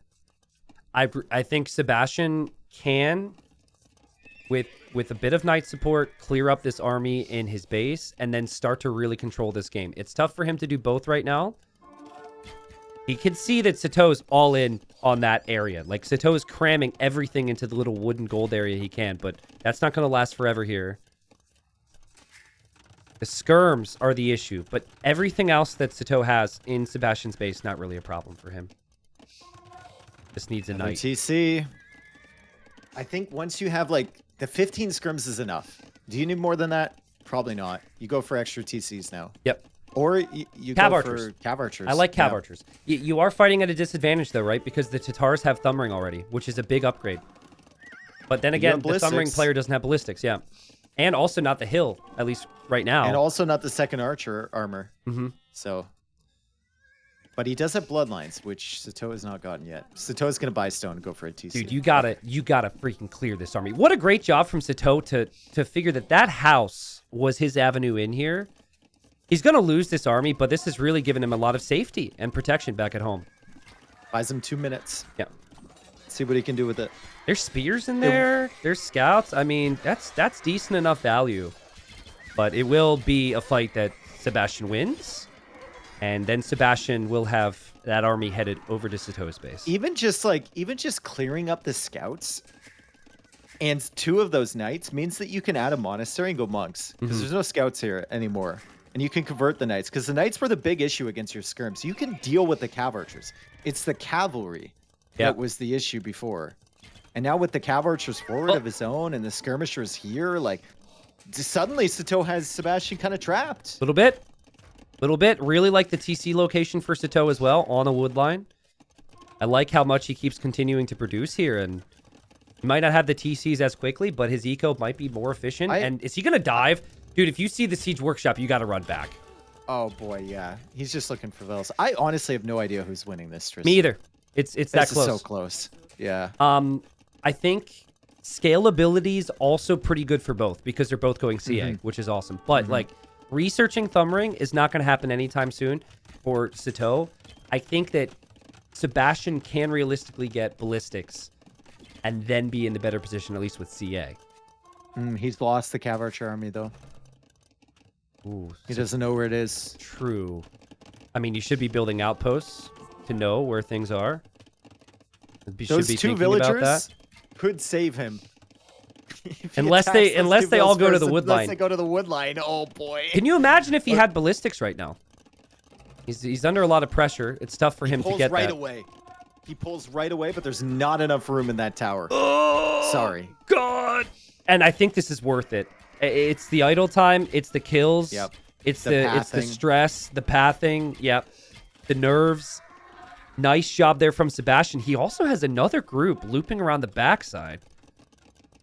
And home comes Sitaux, but no ballistics, dude. Like, maybe Sitaux could clear up these cav archers because he has ballistics. Oh, look at the way the mangonels are stacking for Sebastian as they leave his base. I think it's the way he controls them because, like, I don't control them however he does, but that happened in the Ethiopian game as well. And Oh, Sato wasn't looking for a second there. Very fortunate. He's waiting. Sitaux is waiting. Sebastian doesn't know about that siege workshop. Yeah, true. What a series, man. 100 pop right now. Ballistics will be on the way soon. One big siege shot to win the series, maybe, for Sato. No, he's been spotted. Still could Drop land a shot, though. He does land a big shot. And does he land another? He lands another. One. And he's got the hill. He has to not give up this hill against Tatars. Just hold it. Can't fight up that. Barracks is now deleted. Mangonel is dead, but the skirmishers have +2 armor. Mangonel goes down. This is fine for Sato. That's a great fight for Sato. Sato has more siege. If Sato can keep this up, it's just Cav Archers, Skirms, and Mangonels against Mangonels and Cav Archers. And this game is insane. And the Cav Archers at the back come into Sitau's base. yeah, I was going to say, there's still that. Oh my god, dude. They're both focusing on so many things right now, and these Cav Archers come in, and Sitaux is no longer on the wood line. So good idea from Sebastian. But now we have this Mangonel on the edge of this hill attacking the TC, and suddenly it's Sebastian just stuck again. Dude, look at that third TC Sitaux has to place. Like, that is, there's no better spot. Maybe there is, but you can't think about it too much. You just got to get a TC somewhere. Commit. It's 26 Cav Archers with Thumb Ring, now Ballistics, and Castle Age armor, though, for Sebastian. If he can get this hill, it would be massive. But how is he supposed to with 3 Mangonels there for Sitaux? 83 villagers for Sebastian. With wheelbarrow, 71 for Sitaux. Uh-oh. All right, so I have an idea. It might be suicide. But what about Sebastian? That's the husbandry stable. What about if Sebastian counterattacks with all of his CA and defends only with Mangonels? Too risky? Dead. Dead? Okay. I think, yeah. Okay. Because there's a lot of real estate over there. There's no army over there. With that is that Sitaux has elite skirm, so he can make elite skirm at home. Yeah. To deal with it, right? Dude, this is insane. These guys are playing unbelievable. I can't believe this. How many games have we seen like 4 Mangonels against 5? Yeah. Or 3 against 4 like this? It's just crazy. Sebastian loses the Mangonel there. Sitaux takes off half HP before his Mangonel goes down. He takes out another one. You got to protect your siege, though. The Cav Archers will go in. The Cav Archers will take the siege. But he's got the skirms, though. He's got the skirms. That's the difference maker right now. Yeah. He's got the skirms, and his Cav Archers are looking for a way in. There might be an overchop on the other side. No gold for Sebastian. Still has the siege. No gold. He has no gold income. He goes out to the right side. He goes out to the right side for gold, way out there, and it's a second siege workshop. Oh my god! Even bro, like, what a hold. Even just this minute or two, where he no longer has gold, can decide these fights because Sitaux already has more Mangonels, and we know he's going to have more in queue. Yeah. It has to be a big fight for Sebastian, or he's not making it to the finals. Where did the villagers die from Sitaux? Because I see he's got 20 losses. Dude, I don't know. I was trying to find it. He killed some with the Cav Archers. Yeah. I assume the 4 Cav Archers. This, bro. Yeah. I can't take my eyes off of this. Neither can Sitaux. Vills are expendable at this point, dude. It's just... Yeah. Villagers give you the resources for Mangonels. But you see what I mean, right? He only has 1. He can't queue up a second. And Sitau's got 3 in the queue from 2 workshops. Yeah. You need like a 1 for 5 right now. If you can get it, if you're Sebastian. But he kills 1. He kills another. And he can't keep that one alive. No. At some point, you're just outnumbered. Yep. I think it would be too much to ask for Sitaux to, send something to that other gold at this point. You're just so busy. I'm wondering, Sitaux is going to go to the gold in the back of his base. I wonder, will we see a forward castle from Sitaux to, like, fully cement this position? Or is this position, is the army enough? I don't know. I'm still looking for where the bodies were. Dude, villagers that died, I can't see anything. I want to know how much wood has been spent repairing this town center. I mean, it's taken 5,500 damage. Crazy. Armor now for Sebastian as he thinks about some knights. That is a lot of Mangonels. That is a lot of Cav Archers from both of them. Sitaux losing his Cav Archers to the TC, but he knows the TC could be a goner soon. Sebastian still holding on. He's also counterattacking too. There will be more Cav Archers in Sitau's base soon. Skirmishers going down for Sitaux. This is an unbelievable game. This and is it's crazy. a crazy hold on this TC. Sitaux needs to keep these Mangonels alive. He's trying to go in with the Knight. He's trying to make a switch into Knights, but Sebastian doing the same thing. He's got that +2 armor now. The town center has taken 9,000 damage. Sebastian just runs through the TC for Sitaux. He's too busy. And he's going to go right to the gold, dude. He's right on the gold. So now he's distracted. He was out of wood. The TC falls. Hey, +2 knights. He 57 on +2 wood. He was knights. out of wood. Are +2 knights good enough to take the siege and the skirms? Everything. Sebastian's cav archers have to be microed. He's going to pull them back. The knights go in.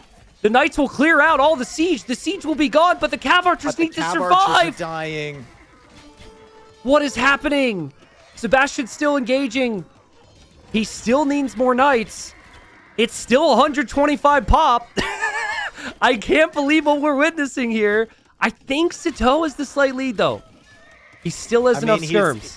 He's just been... The skirms have been the difference so far. They really have. The knights are clearing up some of the skirms, but he kept up the production numbers of them. He's pushing the cav archers back. Unfortunately, he doesn't have any siege.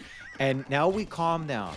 Now we can calm down a little bit. I can't. No calm. No calm, dude. This is one of... This is genuinely a level of aggression and balance that is just a dream for me, right? This is unbelievable. Like, if you're witnessing this game right now, I hope you feel privileged. The skirm numbers are whittling away, right? Sebastian has cav archer knight now. He still has 16 C8. Sitaux's got 7. And Sebastian might actually be able to breathe and move out. And look at this farm eco. Brrr, auto farm in the south. His food eco is going to be back on track. Yep. It's nuts. Handcart as well. Yep.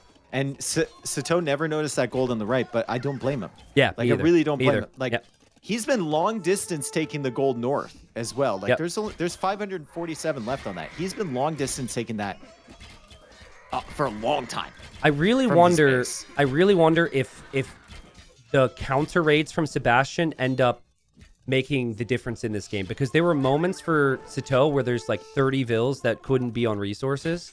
The presence of mind to think about that. It is 107 vills for both, but Sebastian he has the front of his base. It can be seen. Sitaux could produce army here, but he has the front of his base. More cav archers at the back. Sitaux's got a decent farm eco of his own. Sebastian, though, really, really solid farms, like you said, with handcart. Yeah. Sebastian could finally take that stone. Oh man, the raid on the gold. The raid on the gold's brutal. And the other gold for Sitaux will be very much on the front on the right side. Man, this is... I mean, Sebastian wants a castle soon. Sitaux is even making rams out of this siege workshop. So he's still not ready to fully give up on this push. But he needs more skirms. And every time he tries to advance forward with skirms, they're getting caught out by knights. Yep. God, what a crazy hold. How is Sebastian alive? Sebastian. Yeah. This game was over. This is crazy. Also, the cav archers ran away again. Like, he gets attacked and he runs away, and then Sitaux sends all of his army forward, and then he doesn't have the army there. He does still have skirms there, though, so he knows better this time. Wow. Well, res collected's pretty close. Soon we're going to have a castle from Sebastian. I think a safe castle is more than fine. The army count spiking for Sitaux. The score's flipping. Sitaux has the skirm count back up, but the knights still continue for Sebastian. We might actually have a game where they run out of gold in Castle Age. I mean, maybe. We're already 50 minutes deep, dude, and it doesn't look like... I mean, maybe Sebastian. Look at that food count. Yeah. Thinking maybe he about can click up. He can sell it. Maybe he could go for the first castle of the game as well. The micro against the skirms with the knights is so good. So many people just patrol there, Dave. He's focus firing there, and he's using the cav archers against everything else. And Sitaux kind of falling apart on the front of his base right now. A guard tower is not a great sign. Still got the skirms. Castle soon for Sebastian. Does Sebastian go forward with it? Does he go forward with it? A forward castle could maybe end the game. Stables going up. If I'm Sebastian, I'm not putting it next to that siege workshop at the front of my base. That's for sure. Dude, but that's where you might want it. That's where you might want it. It's in there. It is forward. Sebastian on the forward hill. If it goes up, Sitau's base. if it goes up, there's problems for Sitaux. And the neutral golds, which is something we haven't touched on too much, both on the left here. Something Sebastian has seen. Sitaux ejected the range at the front of Sebastian's base. Huh? And there's a knight coming out there too. Oh, shoot, he's producing that. I mean, why not? Castle's on the way up. Sitaux only has the gold on the right. And if Sebastian was going to take it. Sebastian tried to build a mining camp there, and he can. And he's going to drop the castle. Oh, my No, goodness. he cancels it. He revises. Yeah, he revises that. Dave, I think Sebastian has this. He's going to take the gold on the left. Yep. Sitaux isn't doing enough counter damage. He did spot the vills on the right, so he might kill those vills. He might deny that castle.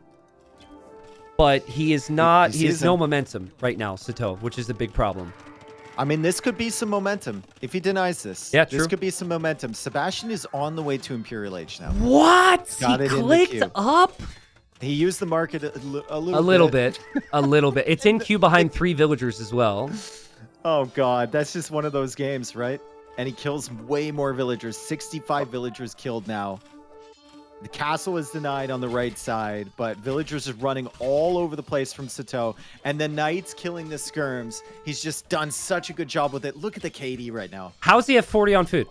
How are you supposed to do this? GG, well played! Oh my God, bro. That response from Sitaux has nothing but respect for who just beat him, right? Like, this is the best Age of Empires Sitaux has maybe ever played this tournament. He beat Hera 4-3. It was not a fluke. And the level that we saw in this game was the highest in the entire series. Dude, like, the fighting was ridiculous. How did Sebastian win this game? There was 5 mangonels against 0 on his TC. He repaired with, like, thousands and thousands of wood. He had no gold. Unbelievable from Sebastian. My goodness. I do want to see that counter rate because it all happened at once. And it was Cav archers sitting under that tower on the wood line forward. What time was it? It was at about 37 minutes. The Cav archers just sneak in there. Yeah, and he just sits, right? And he just sits there. And, you know, you could say, like, oh, Sitaux should do something about that. There's so much focus that gets put into this forward push. And Sebastian just sends the Cav archers there, sits them under the tower, and forgets about them. Right? Yeah. Like, he doesn't have to touch that. Sitaux has to deal with that somehow. There was so much pressure forward, and he's constantly microing mangonels. It's totally understandable, but that might have been the difference maker. Maybe. Well, there were multiple Might have moments, been the difference right? maker. That wasn't the only time. The other times was when he tried to find the golds, and there was like 2 or 3 separate instances where he hits the golds and goes back and hits the golds again. The thing that actually changed this game for Sebastian, and is something that I thought was too late to try, was the knight switch. Going Cav archers with multiple stables of knights saved him, because what was happening was his mangonel engagements weren't good enough. And Sitaux had the hill, so when he was firing up the hill, it was simply a problem. But he cleared up 5 mangonels with like 6 knights. Now, granted, it's all very expensive. And then suddenly from there, that's all he needed. Knight Cav archer. And Knight Cav archer is better than Skirm Knight, because the Skirms can't do damage against the Knights on the flip side of things. That was just still an amazing series, an amazing game. Yep. I'm excited to see Sebastian against Winchester tomorrow, but man, with how good both these semis were, I hope the final is even half as good as these semifinals I were. mean, Vinch is probably looking at this like, oh, well, okay. They had no business winning this game, Sebastian. No business winning this game. Sitaux played amazing. I'm kind of speechless right now, and I'm emotional, which tells you how good the game was. But again, I think so one thing Sitaux, if he looks back at this, he's going to be, I mean, he'll think about the raids and stuff, but he'll also think, man, I should have just sent one knight out to that gold on the right. Yes. Sebastian never makes that switch into knights because he has no gold. Yeah. And he had nothing to protect it, right? Like that, when he went out to that gold, it was a complete risk. Hail Mary. That's a Hail Mary move. And you're absolutely right, Dave. If that gold income isn't there, Sebastian loses this game. And even if he forces like 10 cav archers to go over to that gold to defend it. That's less That's that something. can defend your main area. Yeah. Yeah, and you can't take the gold there. So, I mean, at the end of the day, we understand why Sitaux didn't do it because he was so busy with other things. But like, if we're looking at ways to win the game, that would be one of them. Anyway, that was just incredible. Dude, that was I think insane. both of them played amazing Age of Empires there, and we had so many moments like that in Castle Age, especially, where it was just 40 military versus 50, and someone had to hold, someone had to win, and someone had to lose. Mm-hmm. And this time it was Sebastian going through, and Sitaux, unfortunately for him, losing. Yeah. Well, Great job though. final will be amazing. Sebastian Winchester tomorrow. It's not happening today. Thankfully, it's been a long day. I need to recuperate a bit, but Yeah. this kid Sebastian, man, I don't know how he did it. 55,000 resources, 5,000 more of every single resource. Don't ask me how. He's crazy. So good. And I think he's the favorite against Vince tomorrow, personally. I think so. After beating Sitaux there, I think so. Yeah. Sitaux, when he beat Hera, there, of course, was going to be comments from people who are like, well, you know, they talk more about Hera than they talk about Sitaux, right? Yeah. And now I think they should be talking a little bit more about Sitaux. Like, he knows how to send it, especially in Castle Age. So, well played. Good tournament from him. And good cast. I had a great time. That was fun, man. It's not hard when the games are like that. I agree. It's not hard at all. Yeah. Well, I'll hit you up for tomorrow. I don't know if you have plans, but we can figure that out. All right. And have a good one, man. Yeah, you too, dude. Peace.